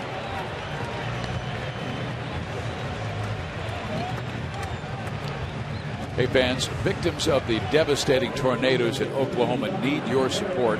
To donate, visit redcross.org or call 800-RED-CROSS, or you can text Red Cross to 90999 to donate $10. Please take a moment to provide help to so many who have lost so much. And I was reading the other day while a group from Joplin went down to help them out, and that community really suffered 2 years ago when they were hit by a devastating tornado. I was talking with Jeff Francoeur about that. He and his wife Katie, very responsible, and with the Habitat for Humanity for Joplin.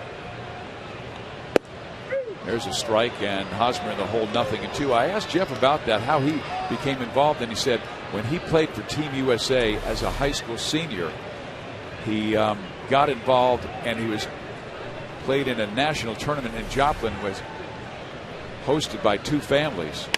There's a ground ball to short. This is trouble. A 6, a 4, and a not 3 as Hosmer is able to beat the throw. But the Royals do exchange some pretty good speed at first base for Billy Butler. But he said he had 2 families that he knew very well, Jeff Francoeur did, in Joplin, Missouri. And his wife Katie immediately went down. 4 days later, she got together with a group of Royal wives. They drove down and they saw the devastation, asked how they could help. They got involved with Habitat for Humanity, and they helped build 10 homes in Joplin. Way to go. He always extends himself. And Katie too. Now Lorenzo Cain up. He's been pretty active tonight. Defensively, he made a really nice catch in center field. And also singled, stole a base, scored at that time the go-ahead run at 2-1 on the base hit by Chris Getz in the 5th. But Ionetta's home run tied it. Outside. All right, Lorenzo Cain. He's been busy. They really need this guy. His bat is lethal. His legs are outstanding. They run down mistakes off the pitcher's mistakes, and he can run. Stole him a base. He's been very active. It's been a long time since he's homered, too. He's got some pop. We're also going to need some runs tonight to beat this team. They got a lot of pop on their own, the Angels.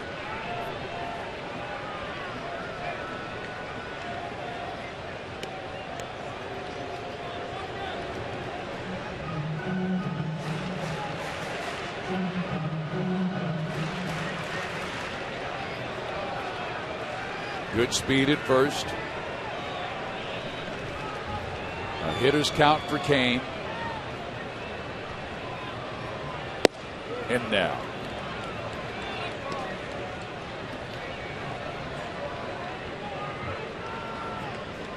Vargas, his fastball can be tricky. He adds and subtracts from it. He changes speeds with it. Smart pitchers do it. Veteran guys know how to do it. This fools the hitter almost as much as the breaking ball does.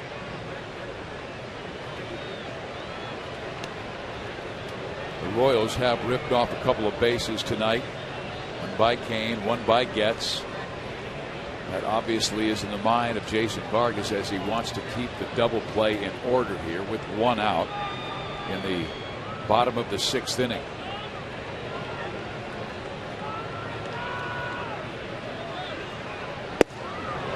Two and two.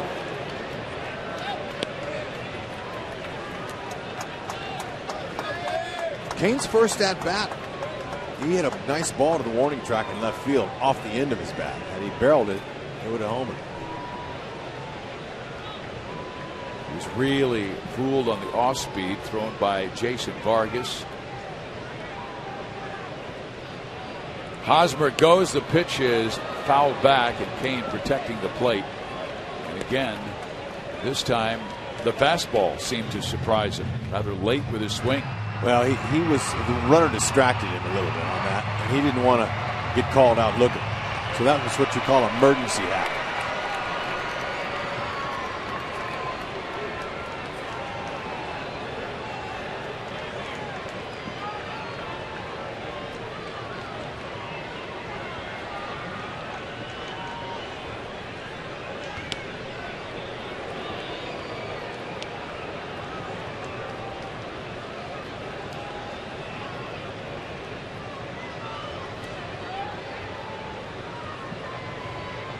Hosmer 3 for 4 stolen bases. Likes to get a walk-in lead, and that's a good lead. As you get a walk-in lead and you're leaning on your front foot, your momentum takes you into second base.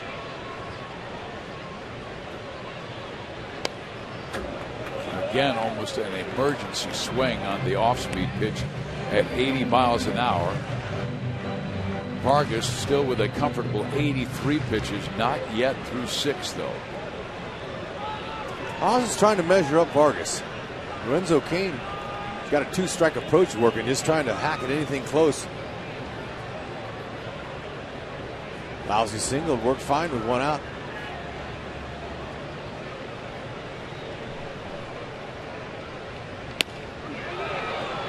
A blooper into center field, but Trout has it well covered, and he will make the catch for the 2nd out. Earlier, where he asked you the sprint question, what should a player change to break out of a slump? And 29% of you said you should get your hair cut. And that goes for facial hair too, Fizz. I'm going with the pregame meal because I'm all about food. You know, it's just interesting how players are and how they think. And an everyday game based on performance and luck is involved. So they become superstitious. And even guys that say they're not superstitious, they are. In some form. There's different things that they do. Facial hair is another thing. Guy has facial hair, he shaves it, he's trying to get a different look. He wants to make it feel better. Uh-oh. And now they've got Hosmer picked off, and Eric will be tossed out. So we head to the 7th inning here in Kansas City, tied at 2, Angels and Royals.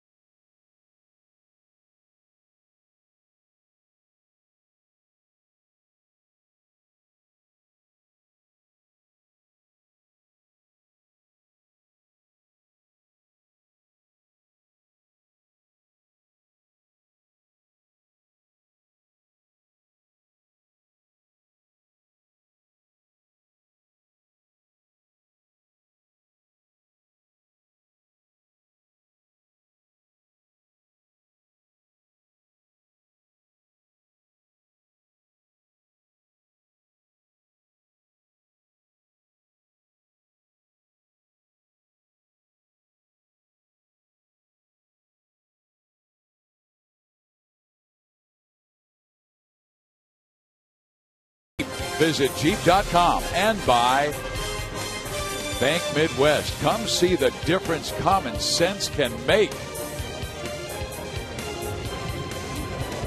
Speaking of common sense, Steve Biziak with Rex Hudler and Joel Goldberg and Jeff Montgomery. Luke Hochaver takes over still in the 7th inning. He came on in the 6th inning, gave up a run that tied the game. Now he'll work against Mike Trout, Albert Pujols, and Mark Trumbo. There we are. Common sense. 2-2 ball game.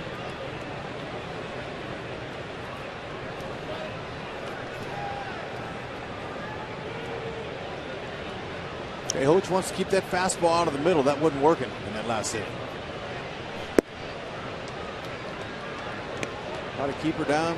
Bring in some secondary pitches early, because obviously they're looking for the fastball.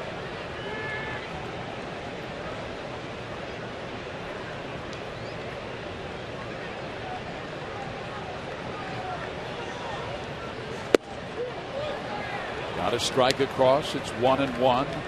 Trout so dangerous. He's been on twice with a couple of hits. 8 home runs in the month of May. And he has pushed his batting average to .307. Last year he hit .326. He's in line for MVP. That honor went to the very deserving Miguel Cabrera for getting the first Triple Crown since the late 60s when Yaz did it. Carl Yastrzemski of the Red Sox.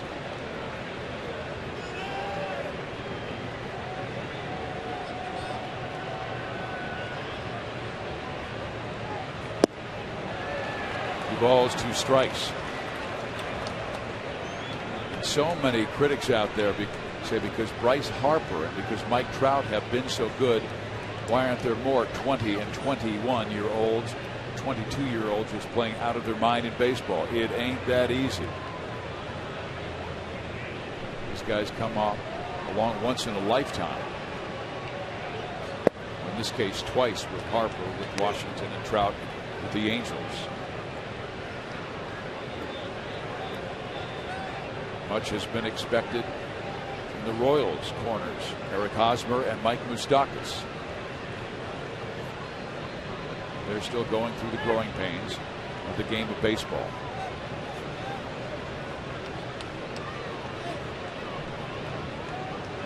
Ed Yost said his job, stay positive.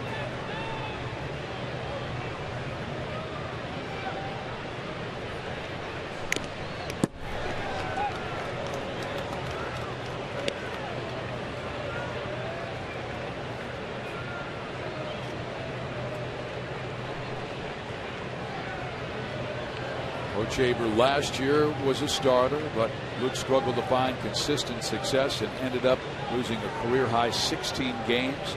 Came in bidding for the 5 spot in the rotation. Mendoza beat everybody out. Luke was put in the bullpen. Inside, ball 4. Okay, I thought he would get in there for that fastball challenge and make him earn his way. Instead, he gave him a gift, and Ned's seen enough. He's had Aaron Crow warming up in the bullpen. Wondering why he wouldn't have Crow start this inning, but our Chevy call to the bullpen brings on the kid from Topeka, Kansas, Aaron Crow. We'll be right back.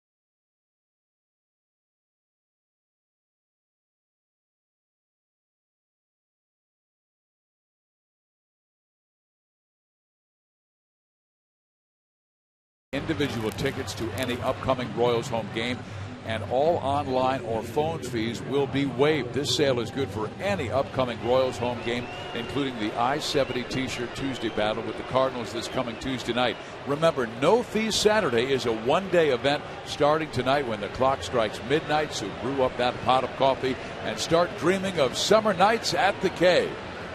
It is a gorgeous evening for baseball or for anything. Right now, the fans in blue would love to see the Royals win. Trout's going, and there's a great throw by Salvador Perez, but they say did not tag Trout. Oh, my. Marty Foster, what's going on? Well, Fizz, we'll see. I have to take a look at the replay, but Ned, it looked like they got him, but maybe Trout got hurt on that play. Maybe he got tagged in the play. Well, he might have got some dirt in his eye, but Ned might get ran in this one. I don't blame him. He's got a lot of frustration built up.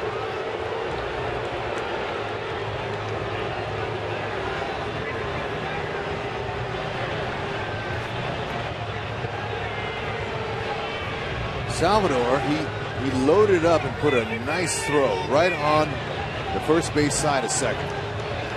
Gets caught it in plenty of time. We'll just have to see the replay, but it's not going to matter whether he's safe or out on the replay. It is as it stands. Okay. Trout took away his left. Got his hand. Well, sure he did. I mean, we saw it went up his elbow, his whole body. Bad call by Marty Foster. And that is a costly call because now the go-ahead run is in scoring position instead of one out, nobody on. Take a look at it after the game, Marty.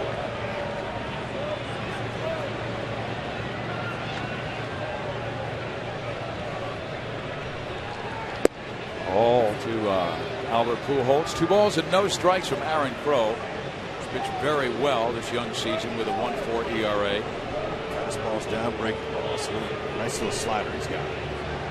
Chris Getz did all he could do without getting tossed. Tried to plead his case.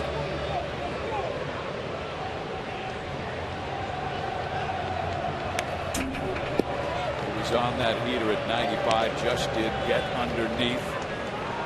Pujols has always been a wrecking ball by himself against these Royals. He has hit 18 home runs in his career against Kansas City, and 14 of those have come at the K.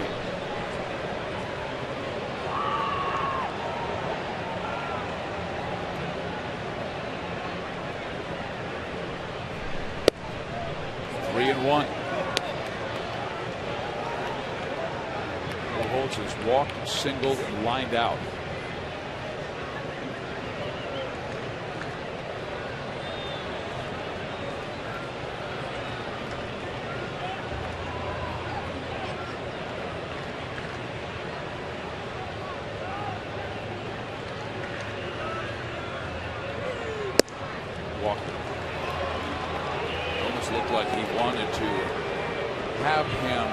Swing at his pitch.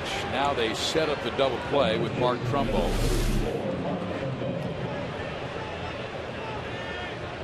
Let's take another look at this. Got to throw in plenty of time. Tagged him there in his chest before he got there. I don't know how. And Foster looked like he had a good view on it. Huh. I don't know. He tried to take the arm away and reach around the bag on the backside with his other hand. Left hand, and then gets swept the tag right up his arm. But that's the way it's played. And right now, Royals would love to see Trumbo hit one right at third base. Tejada. What a nifty 5-4-3 triple play, Hud. That's what they want. Bring it. Two hopper to Tejada. Steps on third, goes around the horn. Line drive, base hit. Trout will score the go-ahead. He should have been out. Instead, it's 3-2 Angels.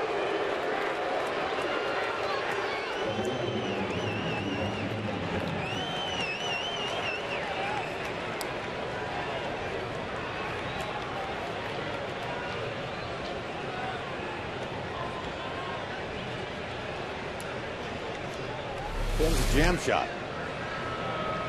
Inner half. Strong guy like Trumbo, though. It's elevated. He jams him. He's still strong enough to get it over that infielder's head, Escobar. Trout with a good read. Now Krog has to keep this from being a big inning. First through 3 Angels have reached, 2 by way of walks, 1 in a single. The Royals have been very good at staying away from free passes this year. They came in with the fewest walks by a pitching staff in the American League with just 114. You can't let this best offense money can buy get in your brain. You can't let them in your head. Pitch your game to your strengths. That's fastballs down and away, finishing them off with sliders. Center field. Kane settling under it. They'll make that throw to third base. Pujols going that way. Now they bring it to second, and runners at second and third with 1 out. Okay, that's an excellent read by Pujols and Trumbo. Both were tagging. Ball was in deep left center field. Albert, even with his pain he's had in his foot and his knee, was able to make that. Hamilton got enough of it. Ball got up in that wind. That wind carried it out there a little bit. I was expecting Kane to go to third. Instead, he turned his body and went to second. A little bit easier throw for him to go to second. Trumbo got in there. And he was doing all he can to keep Trumbo, at first base, to keep the double play in order. So that's a good play by Kane. See how the Royals play their infield defense. The corners right now are in the middle halfway because of the lack of speed of Albert Pujols. And gives him a little more range. On these situations in the past with a different runner, Mike Scioscia almost always goes on contact with 1 out.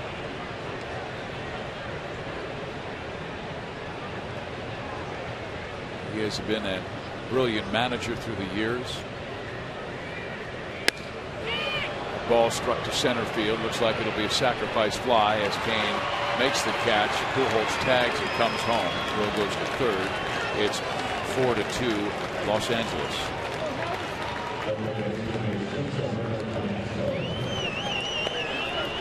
So the 2 walks come back to really hurt Kansas City. A walk to Mike Trout to open the inning. Then he was called safe on a stolen base attempt. Albert Pujols then walked, but Trumbo followed with a single that knocked in a run. Now 2 fly balls advance the runners.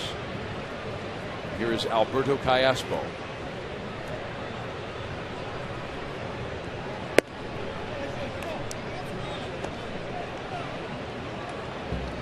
Two runs will be charged in this game to Luke Hochevar, the tying run and the go-ahead run, and 1 run thus far to Aaron Crow.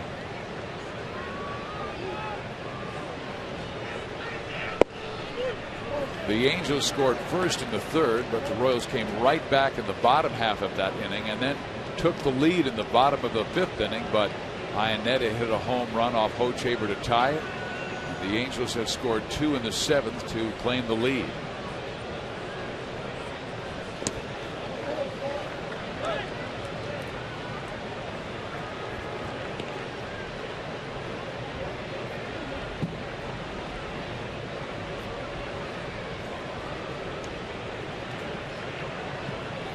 Trumbo average speed at second base.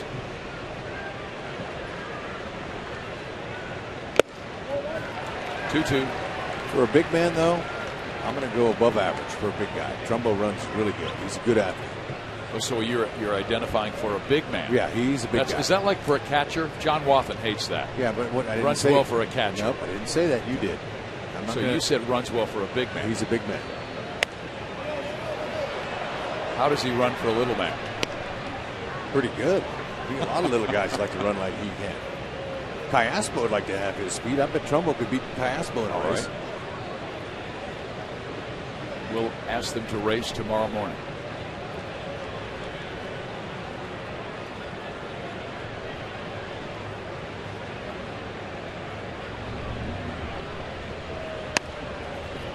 Down the line. This will score Trumbo and make it a 5-2 ball game.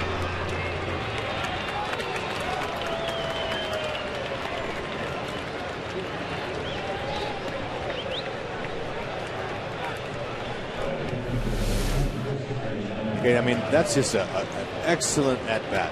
And he waited till the ball got deep to the strike zone, and he just slapped it. It's almost like he wanted to do that. He wanted to find a hole on that left side of the infield.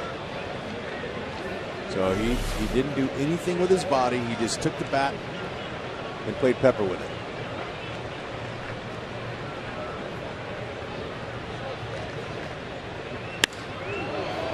That's a gap to right field. Francoeur, though, will run it down and record the out on Chris Iannetta. But it's a big inning for the Angels, and they push their lead to 5-2 over Kansas City.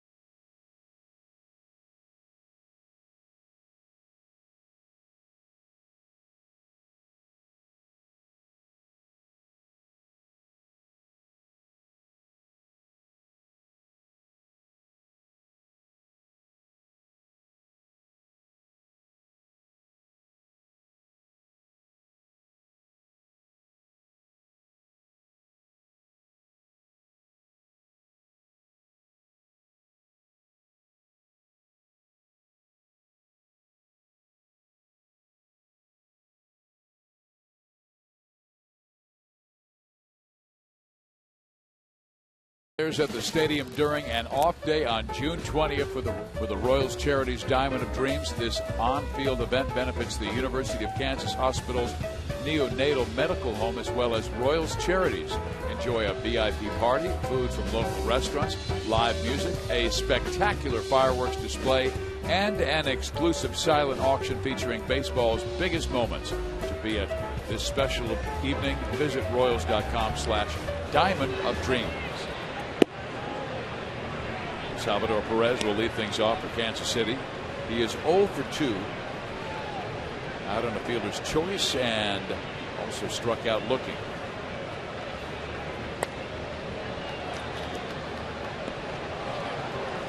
Vargas has tied up Salvador inside.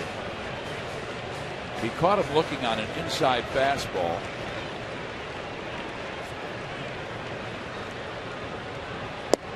Really gets you thinking.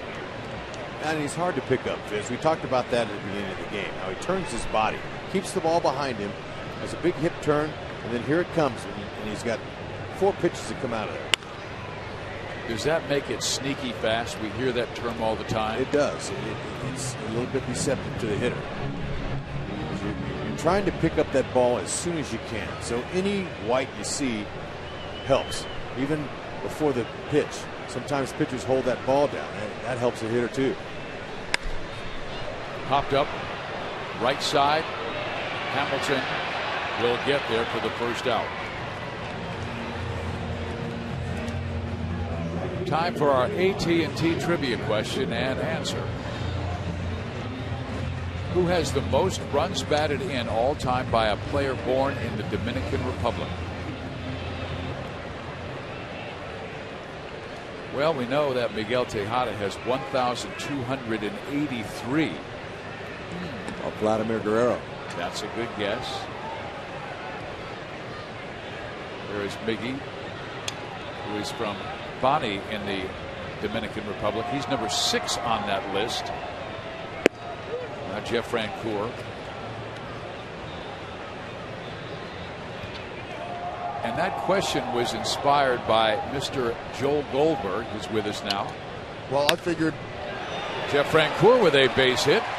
Go ahead, Joel. I need to talk more. Yeah. Joel, stay with us until this rally ends. It's like Kansas City's version of the Rally Monkey. The Rally Joel. I guess. Tejada doesn't need my help. But I came up with that question because, you got Miguel Tejada. And I also knew that you guys might think Vladimir Guerrero. But it's neither of them. All right. Okay, where's the hint coming now? We heard you're going to give us a hint. He was born in the Dominican. Thanks. Nice talking to you. Outfielder? All right. I thought maybe, I thought somebody might throw a Pujols guess out there. That would be a good guess. But it's not. But he's just 33, so I wouldn't think he would have more than Big Daddy Vladdy.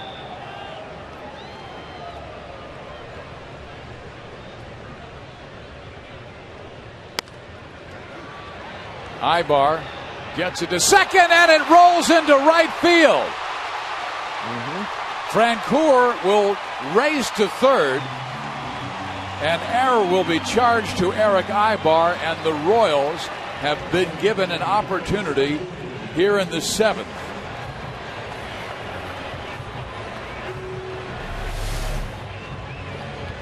Okay, you want to always try to get the first out. One for sure. Okay, and that ball, Ibar threw underhand, a little bit sidearm, and Howie Kendrick just went off the top of his glove. It was a catchable ball. He missed it. Little things like this, you got to make it pay. Make them pay. Chris Getz made him pay last time. Made him pay for walking Tejada intentionally. He followed with a 2-strike base hit to center field, and Mike Butcher comes out for a visit. Now Vargas has only thrown 97 pitches, and we've seen him throw 115, 120. He is a guy who has really worked hard to throw a lot of innings, and he's one of only 8 pitchers to throw 200 or more innings each of the last 2 years. Sean Burnett has been warming down in that Angel bullpen. He was just activated from the disabled list recently.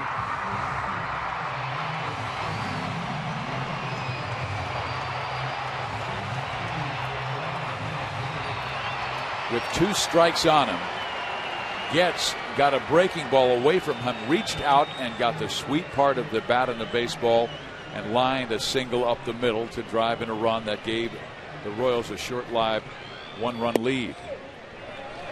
Takes ball 1. Try to make them pay.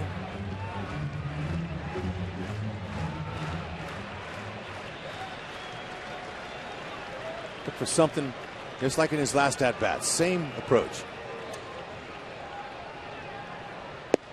In there, 1-1. Look for something you can slap by a guy, especially Kai Espos in at third base. Trumbo's in over there at first base. Give this crowd something to cheer about.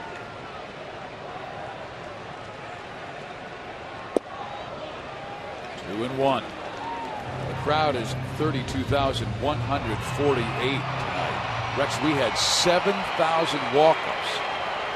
There's a fireworks show after the game, and we'd love to give the fans something to smile about.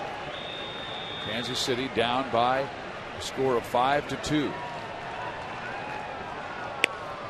Hit to second, trouble, 4, 6, and 3, double play.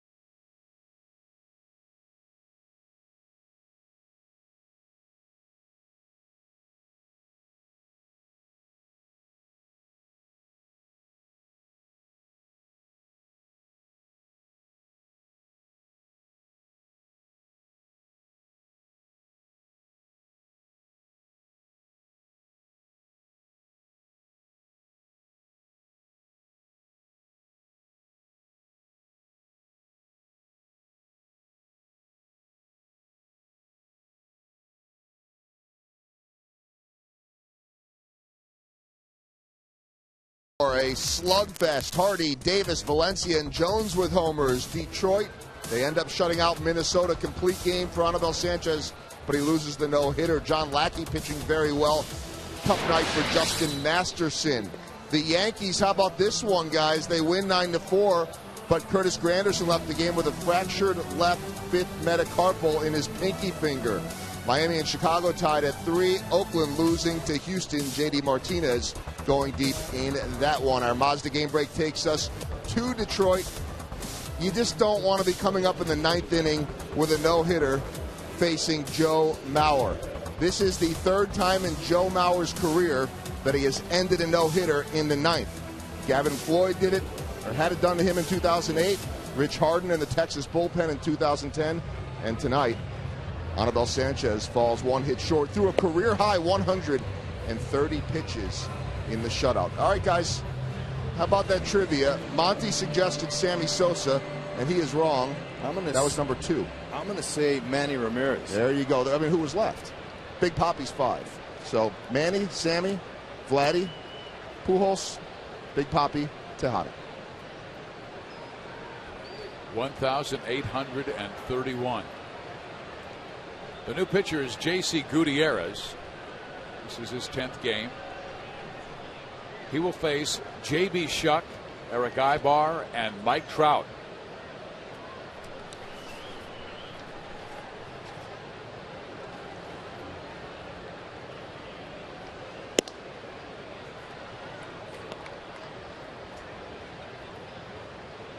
JC appeared in a couple games in Houston. Good hard fastball, slider. Royals offense has really put a lot of pressure on their pitching staff. We've said all along they are dead last in the American League in walks and home runs, and because of so few walks and home runs, Kansas City has to work so hard to score runs.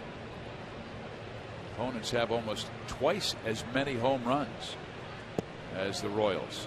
54 now to 28. Okay, you got to come into that strike zone. Don't give them any more free passes. A couple of them already scored.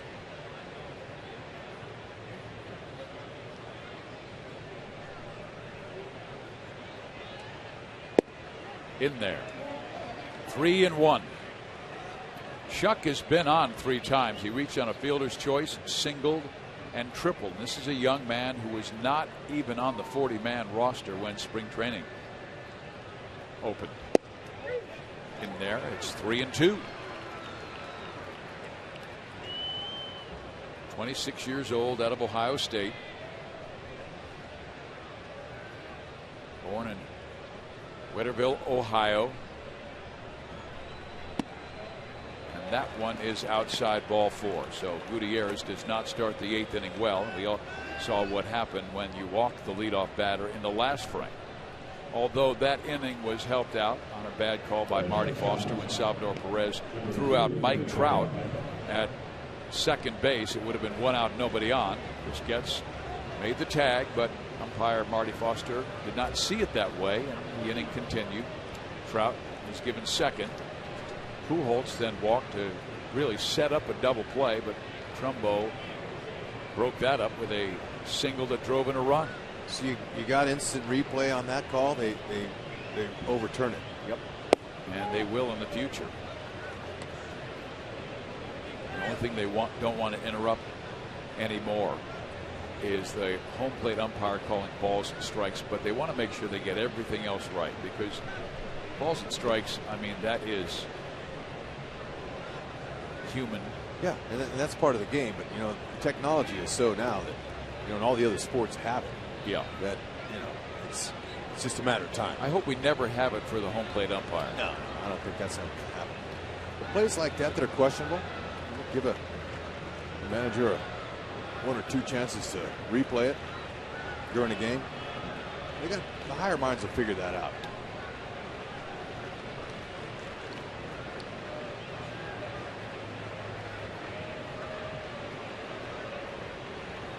Ibar is doubled, and he's grounded out 3 times, including one that really snuffed a rally out. Royals turned a 4-6-3 double play in the 4th. Shuck does not go, and Ibar tries to bunt, but does not get it down and takes a strike.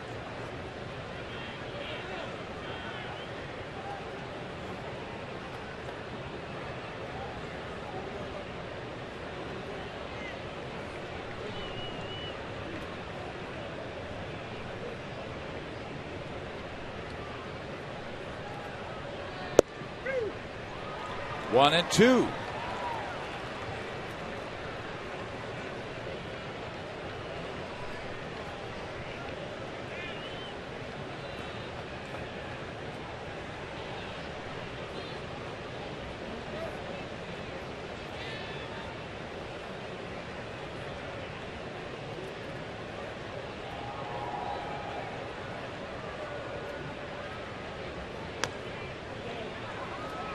Rex, earlier tonight I asked Mike Scioscia who are the two teams that he played on that he was most proud of, and obviously he said the 2002 team that he managed to a world championship, the Angels, but also he talked about the '88 Dodgers, who he said we had two stars, Oral Hershiser and Kirk Gibson. And Kirk, what did he have, 76 RBIs and won the MVP, but he said that was a team that was so totally together that we never worried about who the opponent was. The opponent was just generic.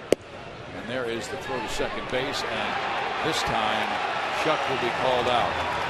Number 32,148, applaud Marty Foster. Yeah, how about applauding Salvador Perez with that cannon? He's unbelievable. His arm is really strong. He's got a perfect angle. The ball always tails right to the perfect side of the base for the fielder to put the tag on it. Now, this was even closer than the last one. The last one was the one that hurt. They mounted a rally after that.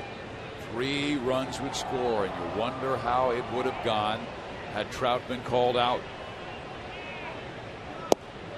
But Rich, I wanted to get your thought about that, because Scioscia said we were only concerned with how we played.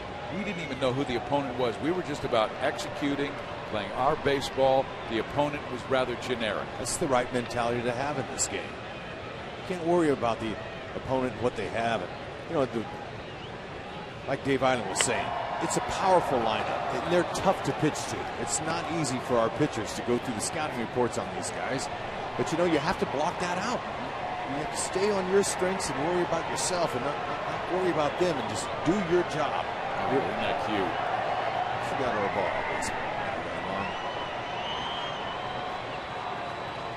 That's why you come to the ballpark. Yep.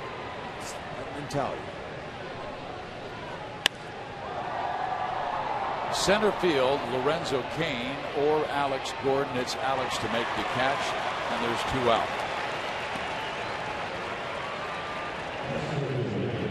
This was the key moment of the game.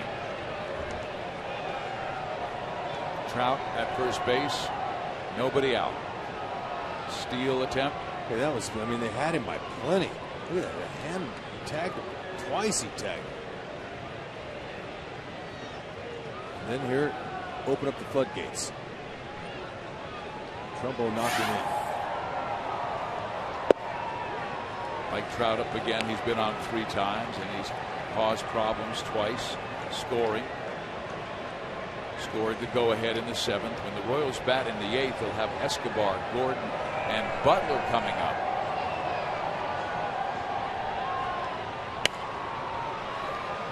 Oh, and 2.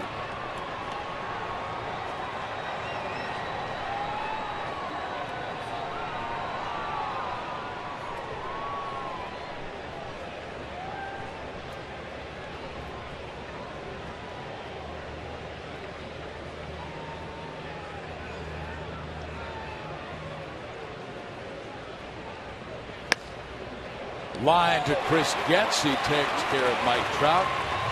Gutierrez gets the job done. We head to the bottom half of the 8th. Esky, Gordon, and Butler coming up.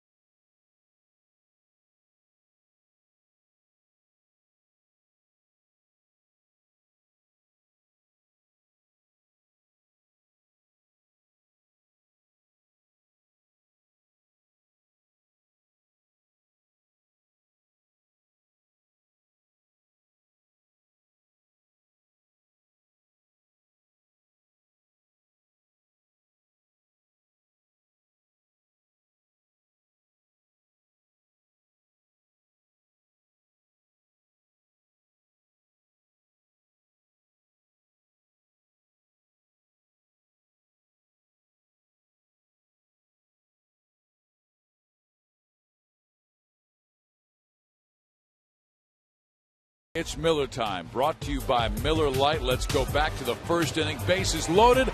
Escobar. Well, I'm going to tell you, you would think at that particular time of the game, that's a momentum changer right there. And that was early in the first. Mendoza loved it. That was a spectacular play. And we've talked with opposing scouts all year long. They think Kansas City's defense is one of the most athletic in all of baseball. And everybody says they should not have 32 errors, but that's the case coming into tonight's game. Tied for the most errors in baseball with 32 in the American League.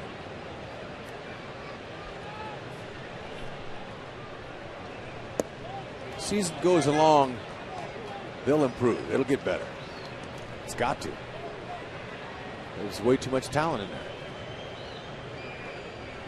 Ed Yost told us yesterday we've got to keep our heads above water because he's convinced this offense is going to catch fire. In there with the fastball.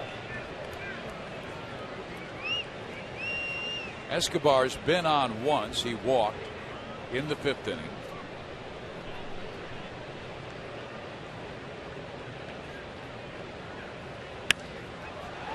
Center field, Mike Trout. 1 out.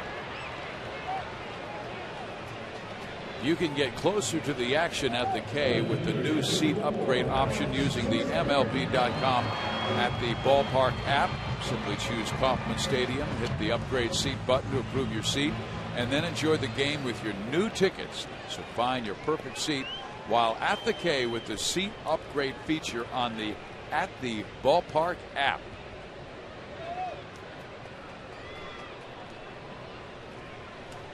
Gordon 0 for 3, 0 for 6 with just a walk in the series.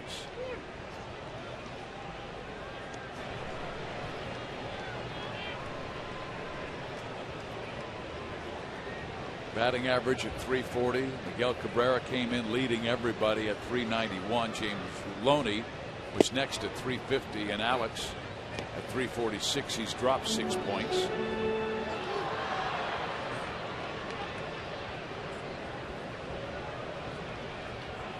Big moment offensively for the Royals came in that 5th inning.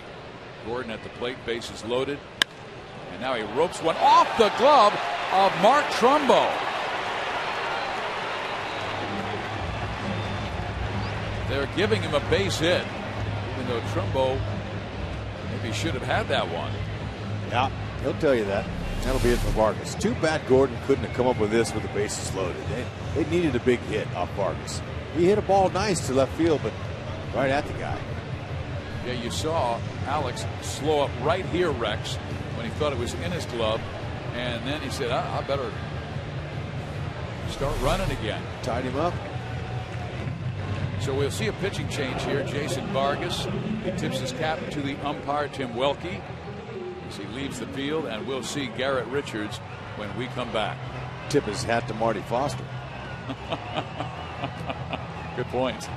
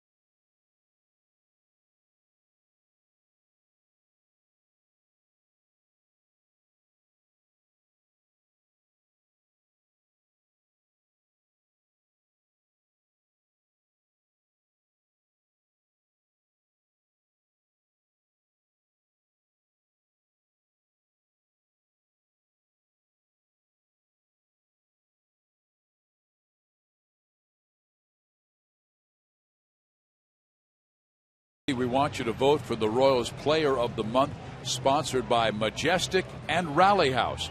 Vote at Rally House stores and get a chance to go on the field and meet the winning player.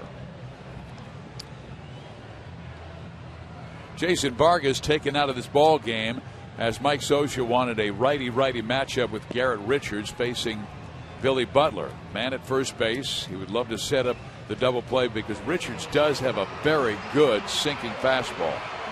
Yeah, it's a hard one too. He'll go 93 to 97 with that. He's got a slider. Gordon's over there thanking Trumbo. He's saying, man, thanks for missing that. If I win the batting title by 1 point, that might be the reason. There you go. Billy's batting average has dropped to 258. He is 2 for his last 16. Does have 2 walks tonight in the second and also in the 6th. Okay, now as they make their move, they got Vargas out. See if they can get a mistake by Richards. Billy had that huge series last week, 8 for 13 with 9 RBIs at the Big A in Anaheim. He's been very quiet in this one. Richards has allowed 4 home runs this year.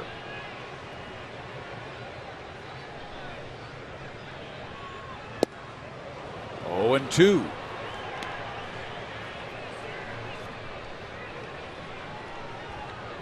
You know, Billy says he's not pressing, but he is. It looks like he is. He's missing his pitch and he's swinging at the pitcher's pitch.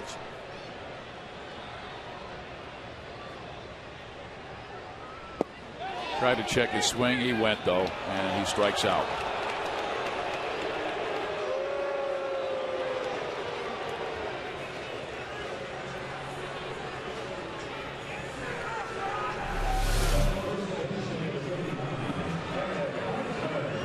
Yeah, once you get it going, it's hard to stop it. Look at Mike Scioscia and Butcher over there saying, hey, ask him. They will keep Richards in to face Eric Hosmer. And I wonder if Scioscia would have stayed with that had Billy gotten on.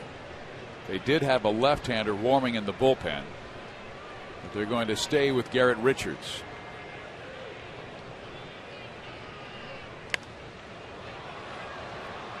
Hosmer late on a swing, fouls it off. He's flied out, grounded out twice. He did reach on a fielder's choice in the 6th inning, but has not hit the ball that well in this game.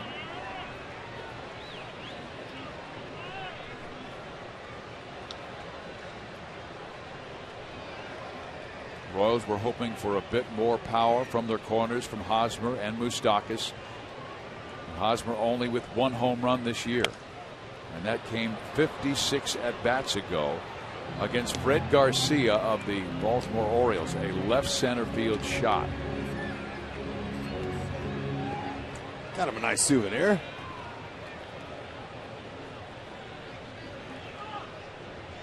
That's an official Major League Baseball signed by Commissioner Alan H. Seelig, a.k.a. Bud. That's what it says on the ball. You always have one. You should have it memorized by now. Hosmer went. He strikes out. Royals are done in the 8th inning, and we head to the 9th, and it's all Angels at 5-2.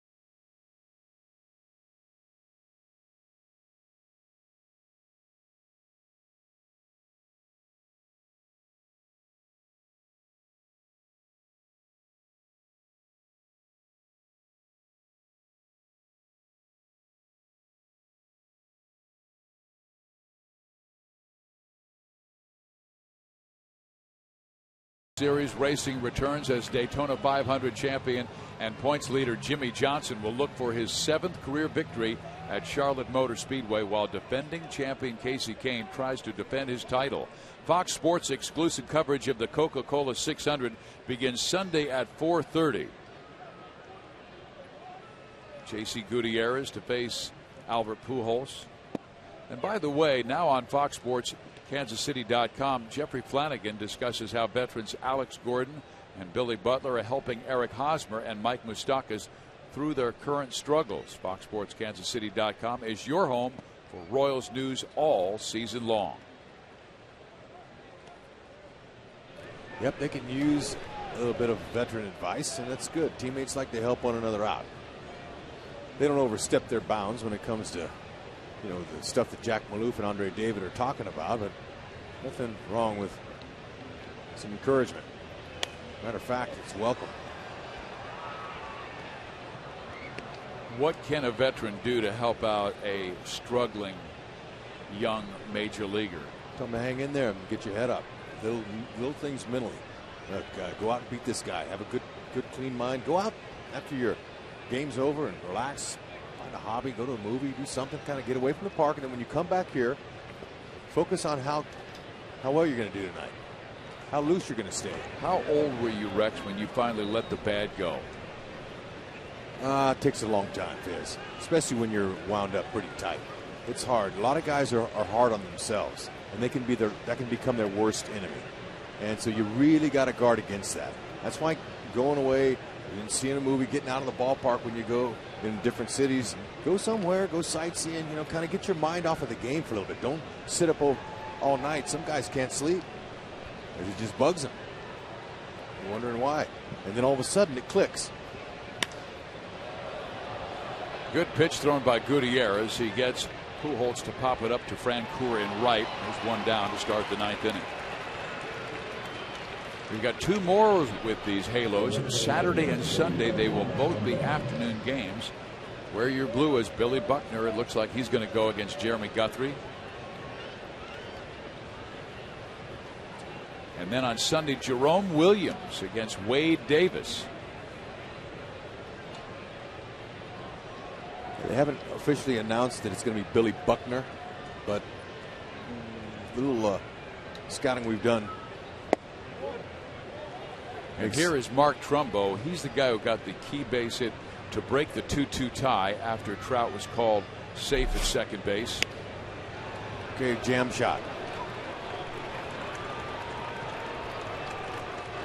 They were able to take advantage of the blown call at second, and that's what you do. Try to take it to your opponent whenever you get a break.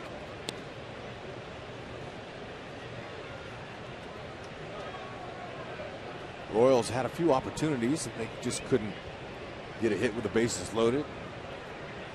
Ibar made an error, kept an inning alive. This is a guy who paid his dues in the minor leagues. He spent 6 years in the minors, Rex. Mark Trumbo. There was no place for him to go. Took him 4 years to get out of Class A ball. He was an outstanding pitcher. He threw hard. Matter of fact, USC signed him to a scholarship to pitch and play the field.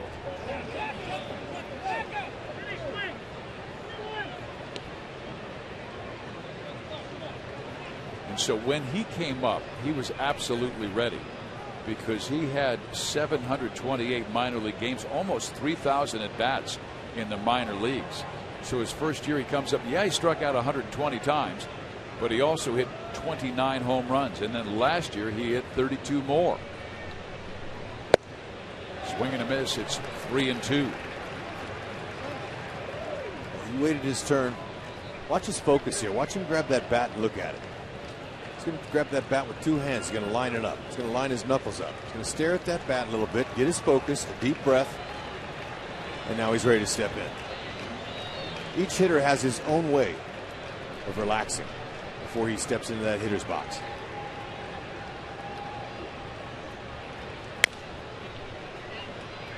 That's foul.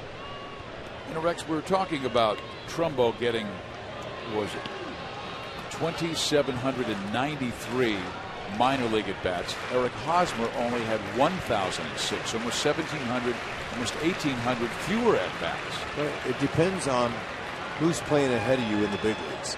Trumbo had Vladimir Guerrero, who's the DH. And at first base, they had Kenrys Morales, who was raking, a switch hitter that could hit a young switch hitter. So there was no room for Trumbo. Kane should take care of Trumbo. He does. And Gutierrez gets the second out. But you're still thinking about significant number of at-bats to cut your teeth, to make your mistakes in the minor leagues. So you're major league ready when you come up. And that's important, Fizz, but it all depends on the major league's needs. Who do they need at the top? And if you got a guy who's like Hosmer, who raked in the minor leagues, came up in his first half season and he raked again and hit homers, there you go. They're thinking, okay, there's our guy.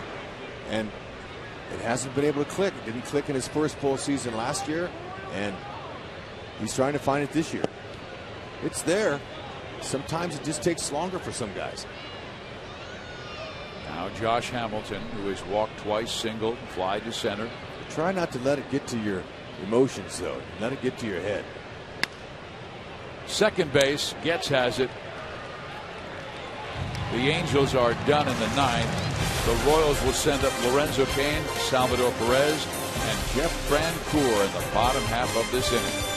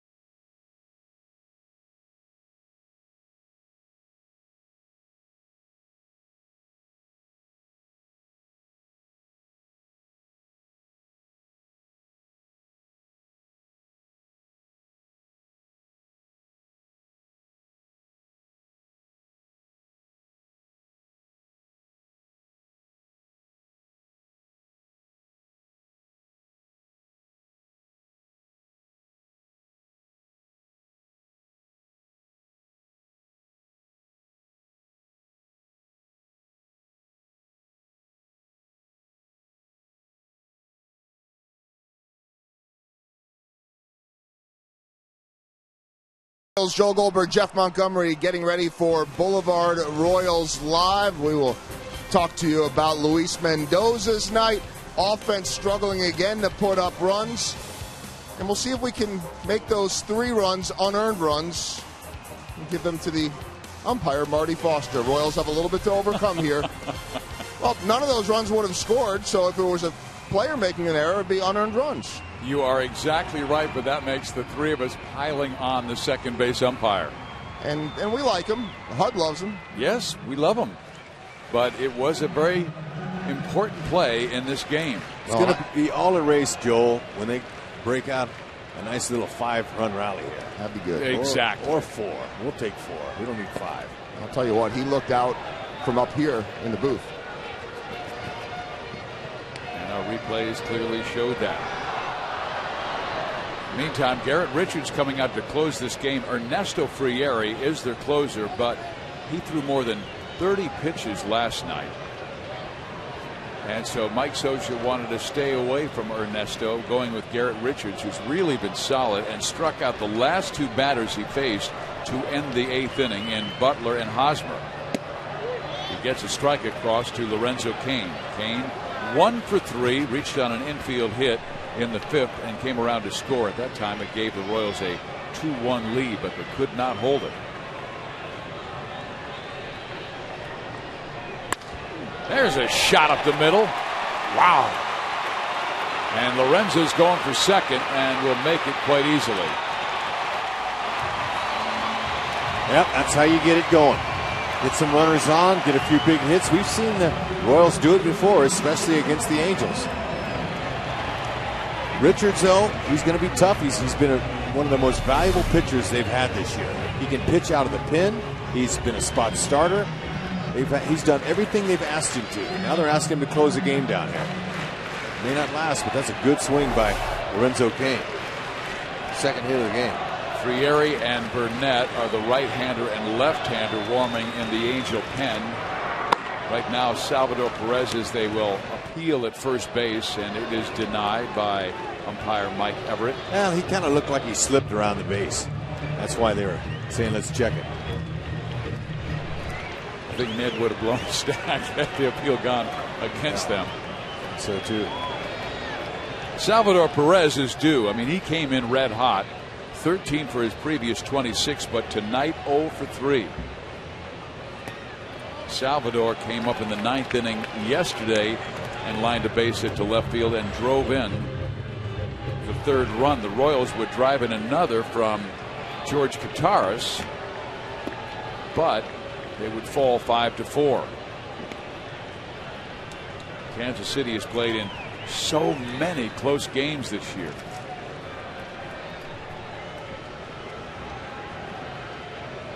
Last night was the club's 19th one-run decision, matching Arizona for the most in the majors.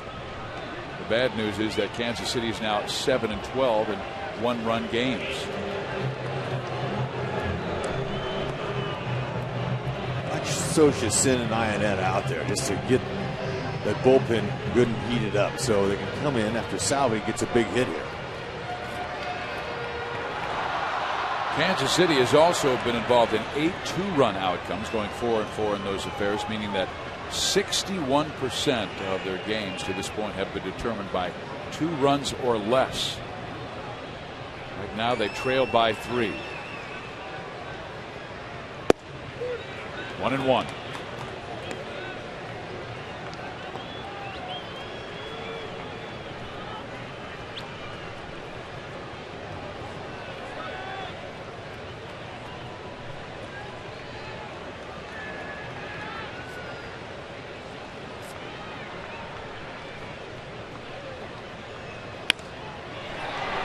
That could be trouble, but Trout's got great speed and runs it down.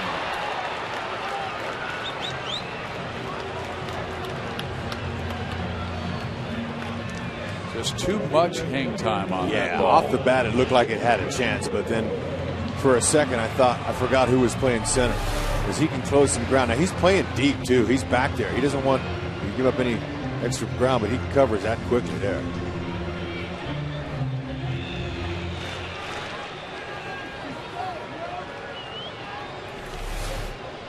Jeff Francoeur lined a base hit to left field his last time up, and he steps to the plate with 1 out.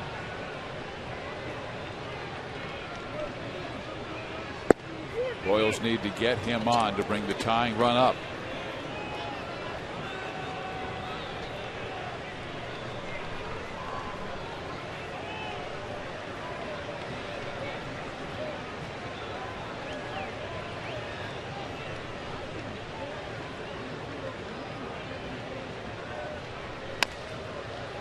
To third, Callaspo has it. Quick toss, got him.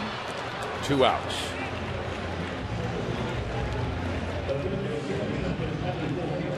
So no move by Mike Socha. He is staying right now with Garrett Richards.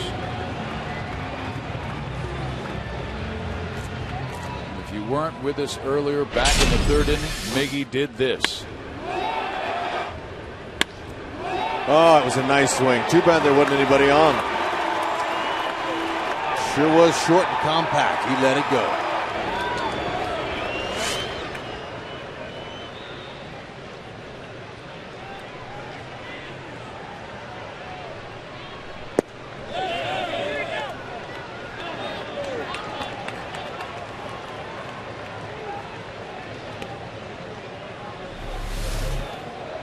Okay, Mike Scioscia and company, they're all in there saying, hey, check him, look at him in the background. Slider from Richards. He's got a good one. He's a lot like Aaron Crow, has the same kind of stuff. He might have a little bit more velocity, but basic fastball slider. Occasional changeups.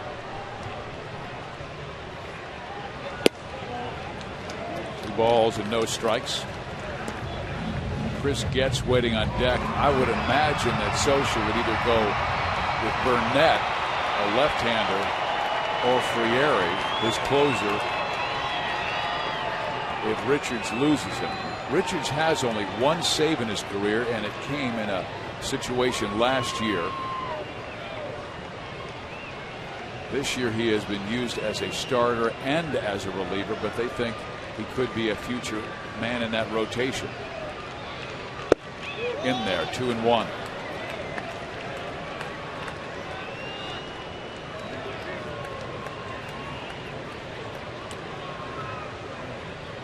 Kane led the inning off with a double, but a fly out and ground out have not been able to advance him.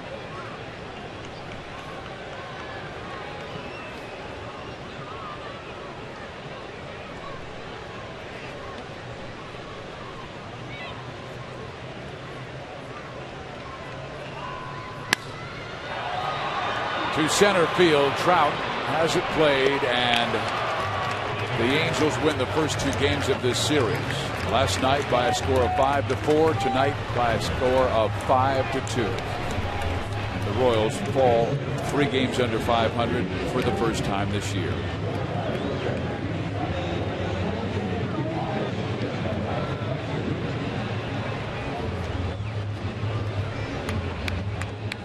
Our fourth play of the game has to do with the situation in the 7th inning. A score was tied in the 7th at 2. This play, leadoff walk. Trout goes to steal. He's thrown out. It was not called a caught stealing. Ned Yost tried to argue. The play went against them. Another walk, then a single, and 3 runs would score in that inning. Yeah, it's unfortunate. These guys are human. They miss their calls, but not very often. It's one that obvious, and that's too bad that had an outcome on this game. But, nothing can stop that guy right there. He's an unbelievable talent. We'll come back as the Angels knock off KC 5-2.